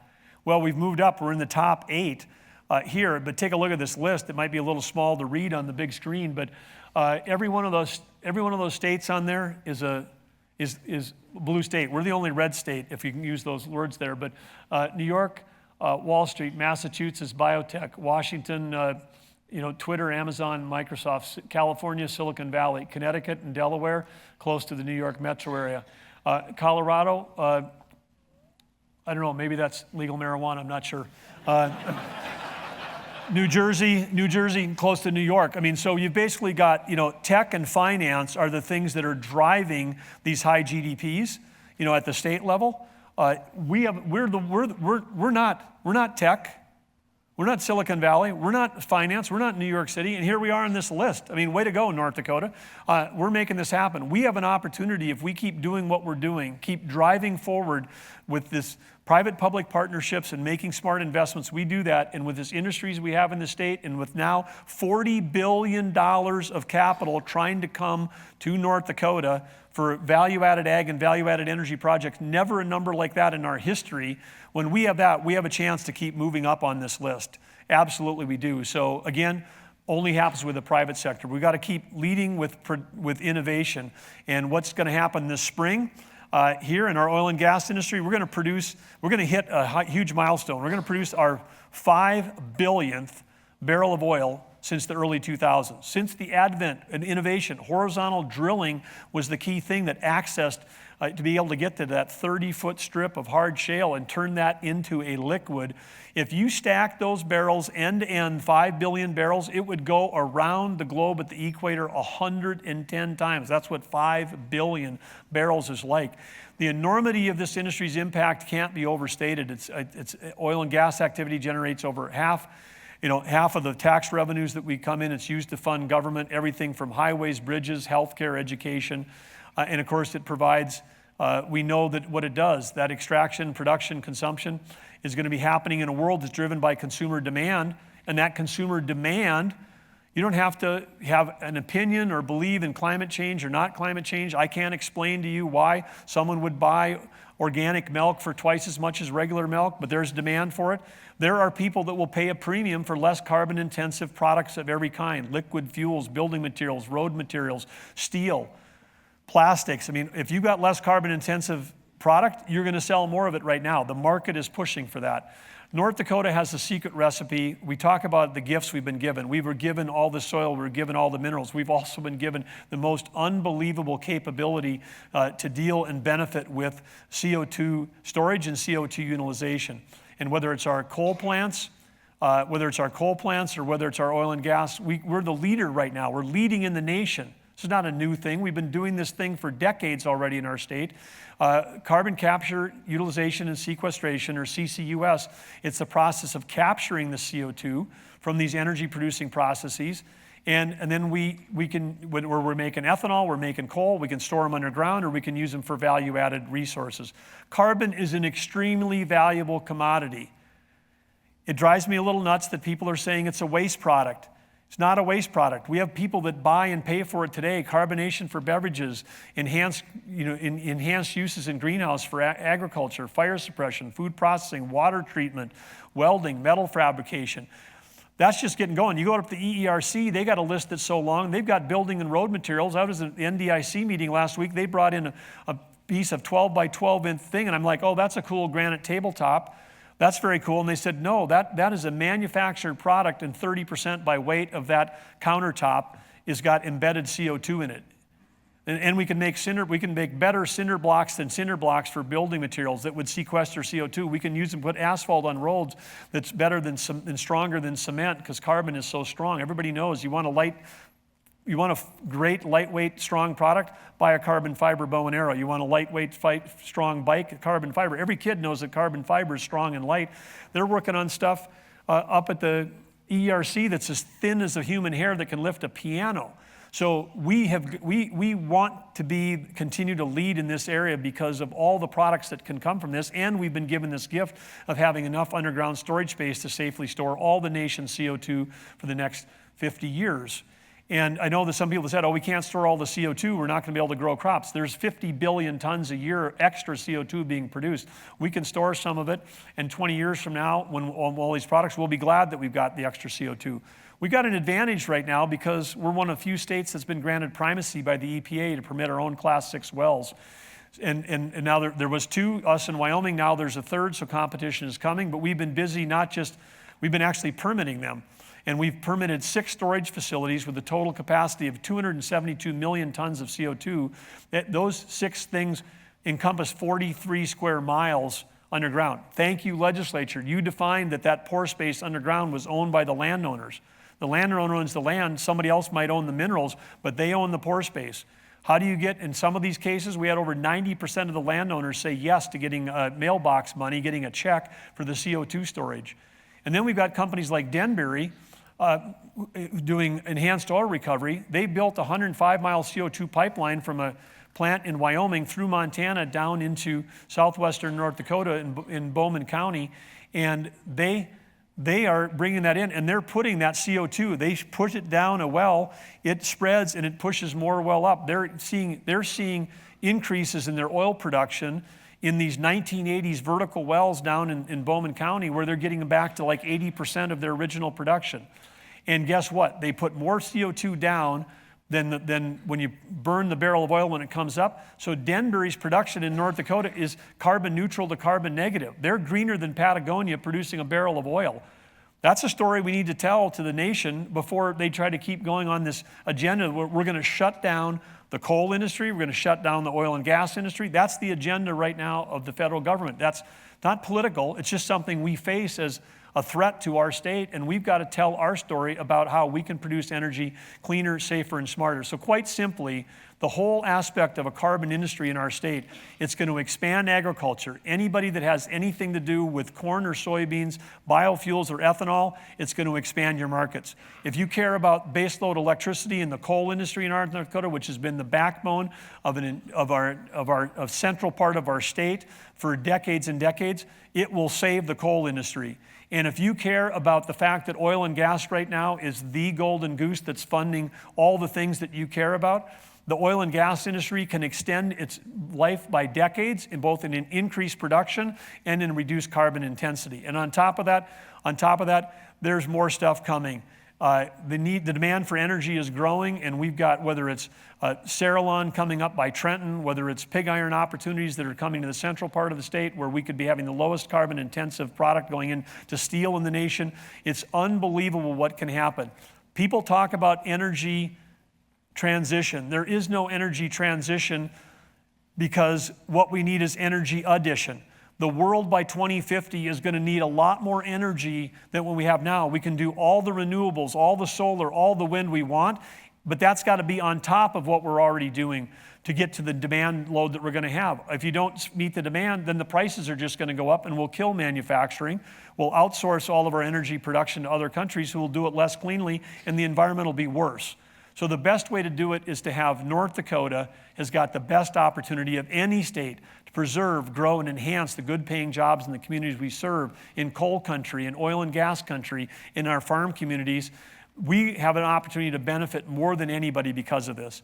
And we'll be doing that. We'll be helping our nation become more secure and more prosperous, not only by being energy independent, but energy dominant, and we'll help the environment because it'll be done cleaner and safer here than anywhere else. So since the beginning of our administration, we've always prioritized this all-of-above energy approach. Last year marked a significant milestone, incredible. Heartland Hydrogen Hub, selected for the largest grant that North Dakota has ever received from the federal government, $925 million from the U.S. Department of Energy.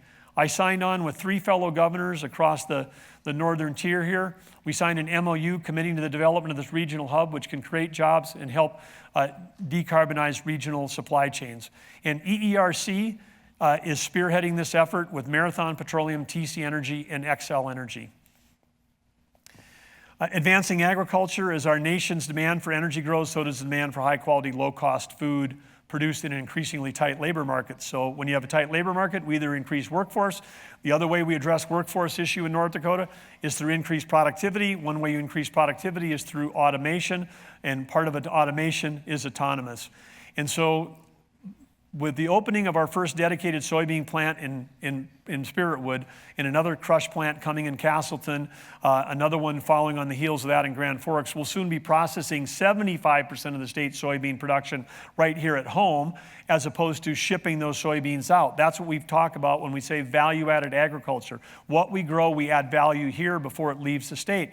The soybean oil from the Green Bison soy plant near Jamestown is being shipped by rail to Dickinson and turned into renewable diesel at Marathon's refinery in Dickinson. It's a fantastic example of how the synergy between ag and energy has never been greater. The soybean meal that's produced by these facilities is going to help us get back into the game on animal agriculture, because what comes off of that soybean meal is a fantastic input, whether it's for turkeys or dairy cattle or finishing beef. It can help us with our modernized farming laws that this legislature passed last time attract much more capital. In terms of UAS, again, strengthening our status as the nation's proving ground for UAS. We have invested as a state $130 million since we took office in December of 2016. Investments in Grand Sky, the Northern Test Site, which celebrated its 10th anniversary, the first in the nation, the Vantas Air Traffic Control Network for beyond visual line of sight operations for unmanned aircraft. These investments translate into innovation, high quality jobs for our citizens, and for talent attraction from across the country. Ag tech, we can be right behind that. North Dakota's long been the leader in ag tech. When we take a look at the major manufacturers, Case IH and John Deere and others that came to North Dakota, bought companies and invested here because they were interested in precision agriculture and the innovation that was occurring here. That continues today on autonomous farming through the UAS technology being developed at Grand Forks and at Fargo, at NDSU. Grand Farm, think of Grand Farm as the next Grand Sky. That initiative continues to expand with a $10 million investment from the state. And you got a picture right here. You can see the dust blowing, but those tractors do not have drivers on them. Those are autonomous tractors tracking perfectly down a field. We don't have to look beyond the skies or on the ground to think about diversifying our economy. Sometimes the answer is right under our feet. And we know there's been a lot of discussion about shifting to EV. You can't build EVs without batteries. You can't build batteries without rare earth minerals. The nation did a study of where the highest concentration of rare earth minerals are. Guess where they are? They're in our coal in North Dakota. They're in the coal that the current administration and prior administrations wanted to stop developing. Economically, we have the ability to extract those rare earth minerals instead of being reliant on foreign sources like China, who control 85% of the rare earth minerals that go into our, not just batteries for cars, but your phone, your other electronic devices, lithium, gallium, cobalt, nickel, graphite, all of these and above, over 20 different minerals. A domestic supply for rare earth minerals is already being mined in North Dakota in our abundant lignite coal, thanks to technology developed at the UND College of Engineering and Mines. We can have a domestic supply chain. When we extract these rare earth minerals from lignite coal, guess what? The coal burns cleaner and helps coal-fired power plants operate more efficiently. This is the most powerful example today of innovation versus regulation. Some people want to regulate the lignite coal industry out of business. Others would say, let's innovate to reduce our dependence on foreign supply choices, create great jobs here at home, and decarbonize it so we can have stable base load and not have brownout and blackout bills like our neighbor Minnesota's passing. This project here with the rare earth minerals will create more opportunities, new industries to locate here, help diversify our natural resources, develop a supply chain. All of these things are amazing. North Dakota can lead the way here again. And we're on the cusp of, again, several other game-changing projects, which I alluded to. Cerrelon's multi-billion-dollar natural gas to liquids plant near Trenton. Talon Minerals, nearly $500,000 project. They're going to process nickel and other minerals for batteries for raw iron ore mined in Minnesota, but they're going to bring that and do that project here. Our economic future, unbelievably bright, and when we have that, then we've got the money to invest back into infrastructure. We need modern infrastructure, and we're going to continue to invest. 4 years ago at the 2020 State of the State, we said we're announcing a 10-year infrastructure plan. The list of projects on that never shrinks. We don't ever get it completed, but I want you to know that since that report, we've dedicated, with the support of the legislature, $463 million above the normal federal aid program. Most states only do infrastructure on what they get from the feds. Ours is feds plus state, and that's making a huge impact at townships and counties, roads, bridges across the state. $463 million went into roads and bridges. Since the beginning of our administration, we've invested over $3 billion into roads, $655 million into bridges, and this includes creating the new flexible fund, which supports both state and local road networks, supporting infrastructure in cities, counties, and townships. And they've clearly made a difference. North Dakota, now we're moving up. We're being ranked number 2 for infrastructure. People look at those infrastructure ratings when they decide if they're going to put capital in a location. So I want to thank Ron and everybody at DOT for the great job they're doing there. On the water infrastructure side, unbelievable because of this wealth that we have that we're investing back in our state. Again, in partnership with the legislature, we've invested $2.2 billion since 2017 for critical water supply, flood protection, and general water management. It wouldn't have been possible without the transition of the Department of Water Resources under the leadership of our great director, Andrew Travnik.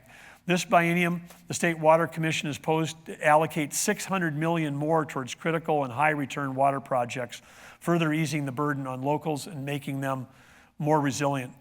Red River Water Supply, this is critical to 1/3 of North Dakota citizens, and we're competing with water. We have western states that are trying. There's actually people plan saying, let's stick a pipe in the Missouri River and ship it to Colorado so it goes in the Colorado River and goes all the way to California because they're running out of water. We have got to, legislators, we've got to complete Naws and Red River. We've got to get water flowing out of the Missouri to the northern part of our state and to the eastern part of the state. That was the vision of the Garrison Diversion Project, which started in 1960. We're at the cusp of finally making that happen, but we need to finish those projects, secure those water rights, and get those going before some other states decide that they want to come in and put a giant pipe into the Missouri River and start shipping that water west. We've got to take care of business here in North Dakota. And speaking of taking care of business, we want to make sure that our state's as friendly as possible when businesses interact with the state. And so citizens shouldn't have to come to 100 different websites to find how to interact with each different agency, and that's why work has begun on the Business Gateway. It's a first-of-a-kind initiative. Rather than forcing users to log in separately here for business registration, there for tax payments, over here for licenses, the Business Gateway will, if a business is in North Dakota, they're going to have a single sign-on.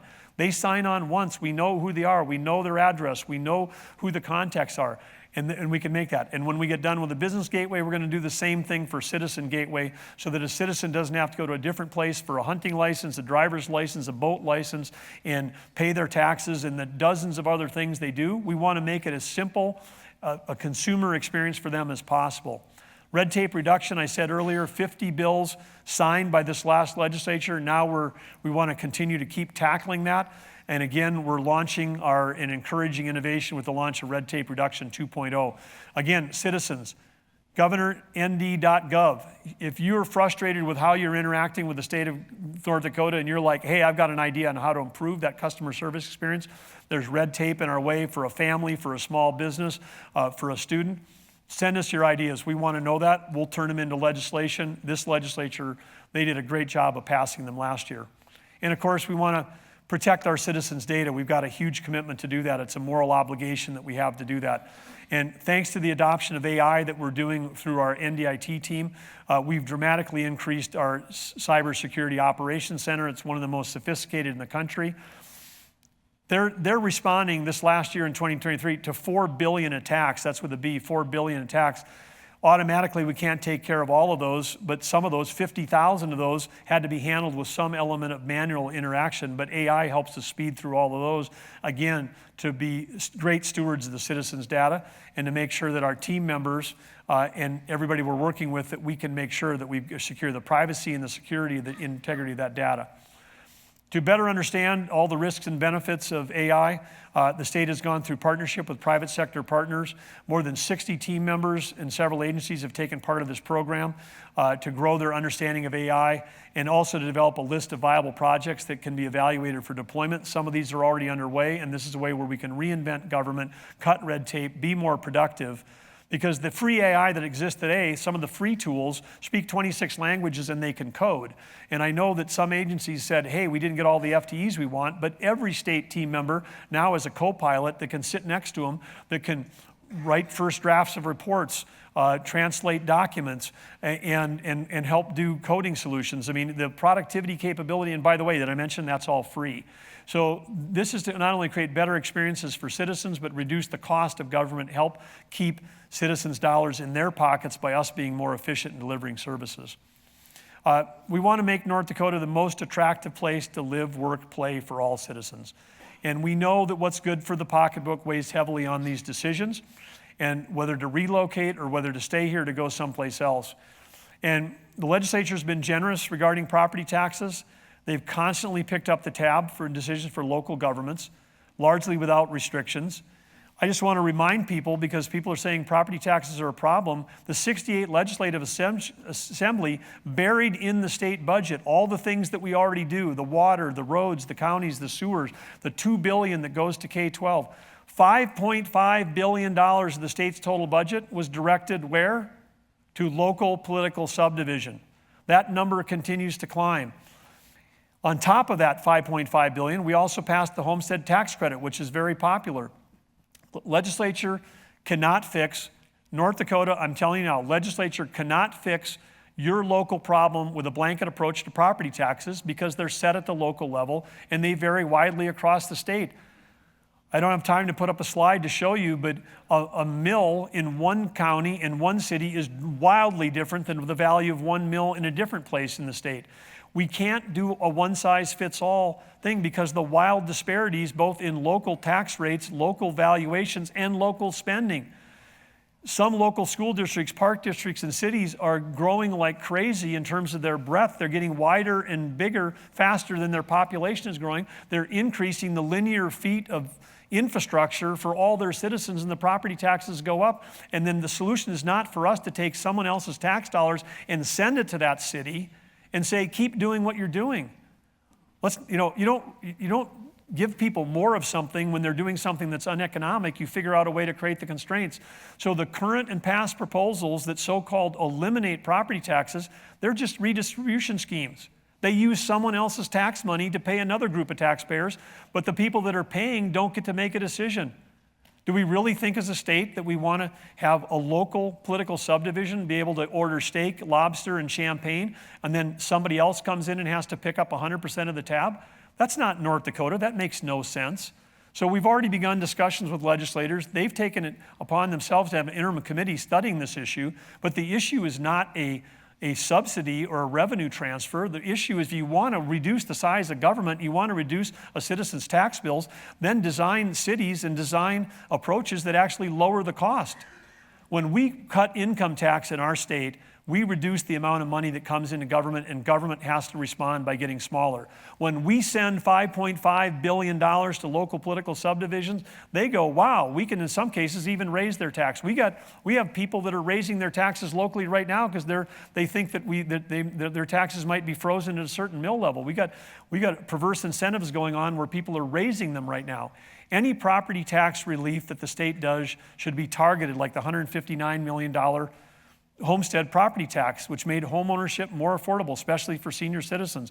If you haven't already done so, apply for the primary residence credit of $500 on your 2024 property tax. At the same time, we should focus, again, what we can control. We can control income taxes. Last year, I signed over $500 million of this combined income tax and property tax relief. It included the largest individual income tax relief in state history, $358 million, fantastic. And that's how much income taxpayers will save this biennium. It eliminates completely paying taxes for 3 out of 5 taxpayers in our state. That's going to help us recruit people. That's real relief. It reduces the amount of revenue collected by government. But guess what? We're competing. You've heard me say that? These incremental steps, we've just been going baby steps. We've got the revenue, we've got the reserves, we've got the ability to do it. We need workforce. It's time for us to say goodbye to North Dakota state income tax once and for all.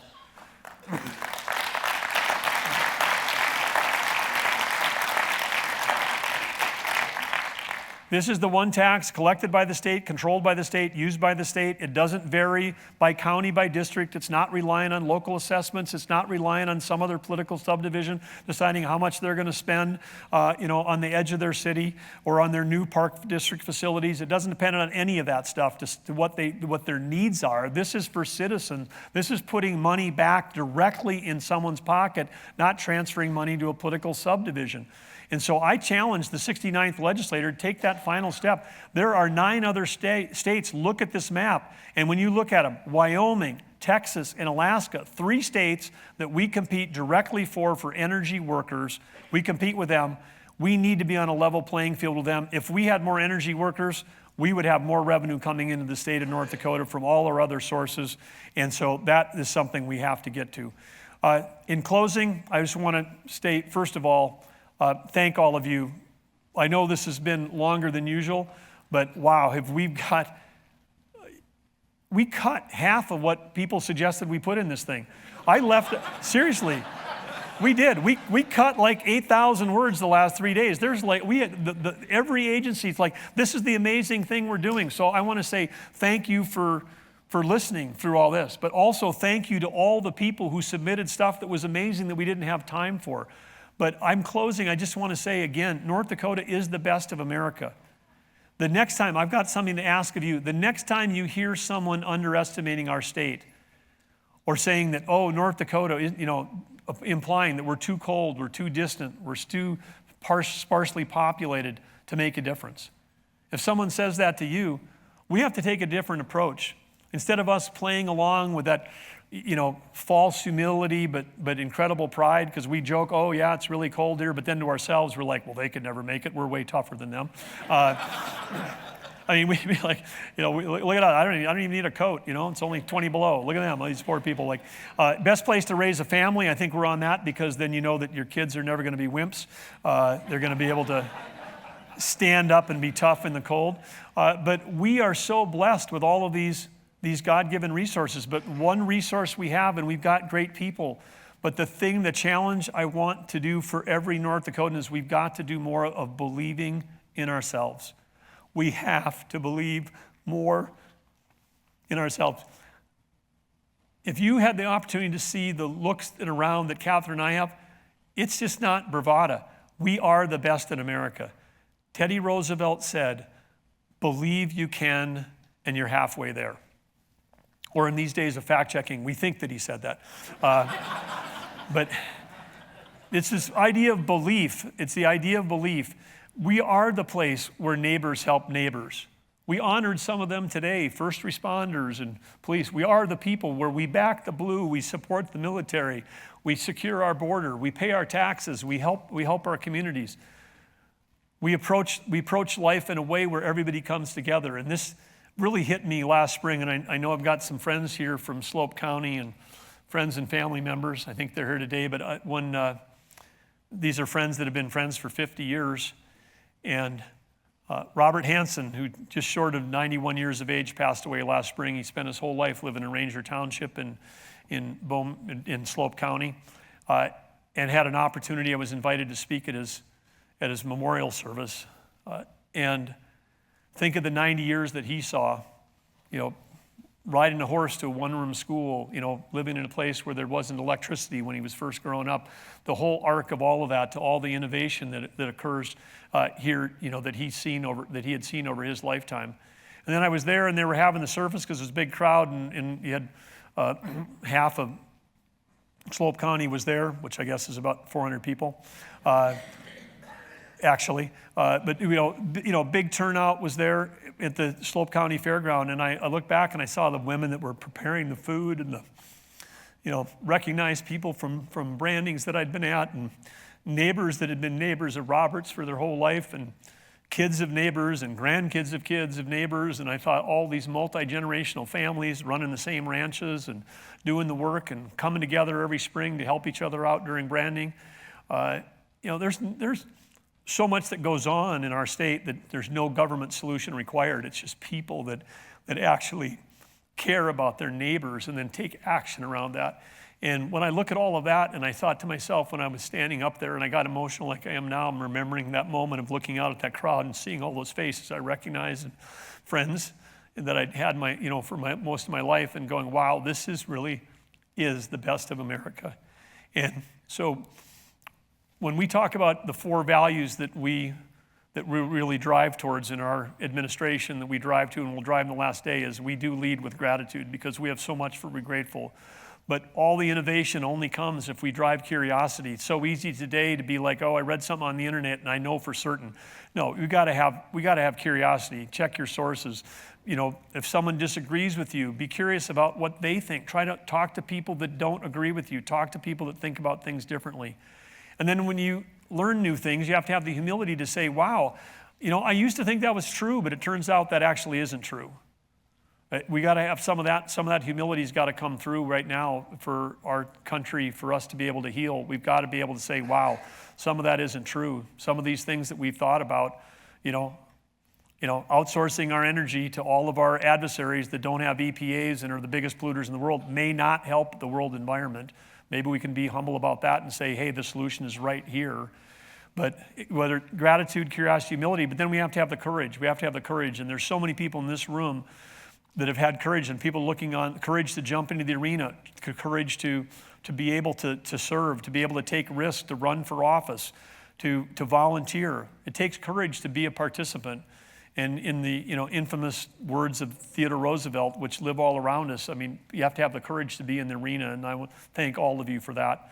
And when we think about the purpose statement that we set out, that we designed 7 years ago, is one that we really believe. And we get up every day in state government, and I know that all the people that I work with in the office and the cabinet leaders and the other elected, we've got people that get up every day and they say, hey, our job as the state of North Dakota is to make sure that we're empowering people, we're improving their lives, and therefore inspiring their success. It's been such an honor. This is not a goodbye. You got 327 more days of me, so this is not a goodbye. It's not a farewell, but I do want to say that you can count on us to keep chasing this purpose statement for the next 327 days, because I know when working together, we can empower people, we can improve lives, we can inspire success. And if we believe in ourselves and we learn to tell our story, we will no longer be that blank spot on the map in people's minds. They will understand who we are and what we do and how we feed and fuel and protect the world, and how in our state where freedom reigns, that innovation, not regulation, is helping us achieve our fullest potential. Thank you, North Dakota. Thanks for being here today. Great. Thank you.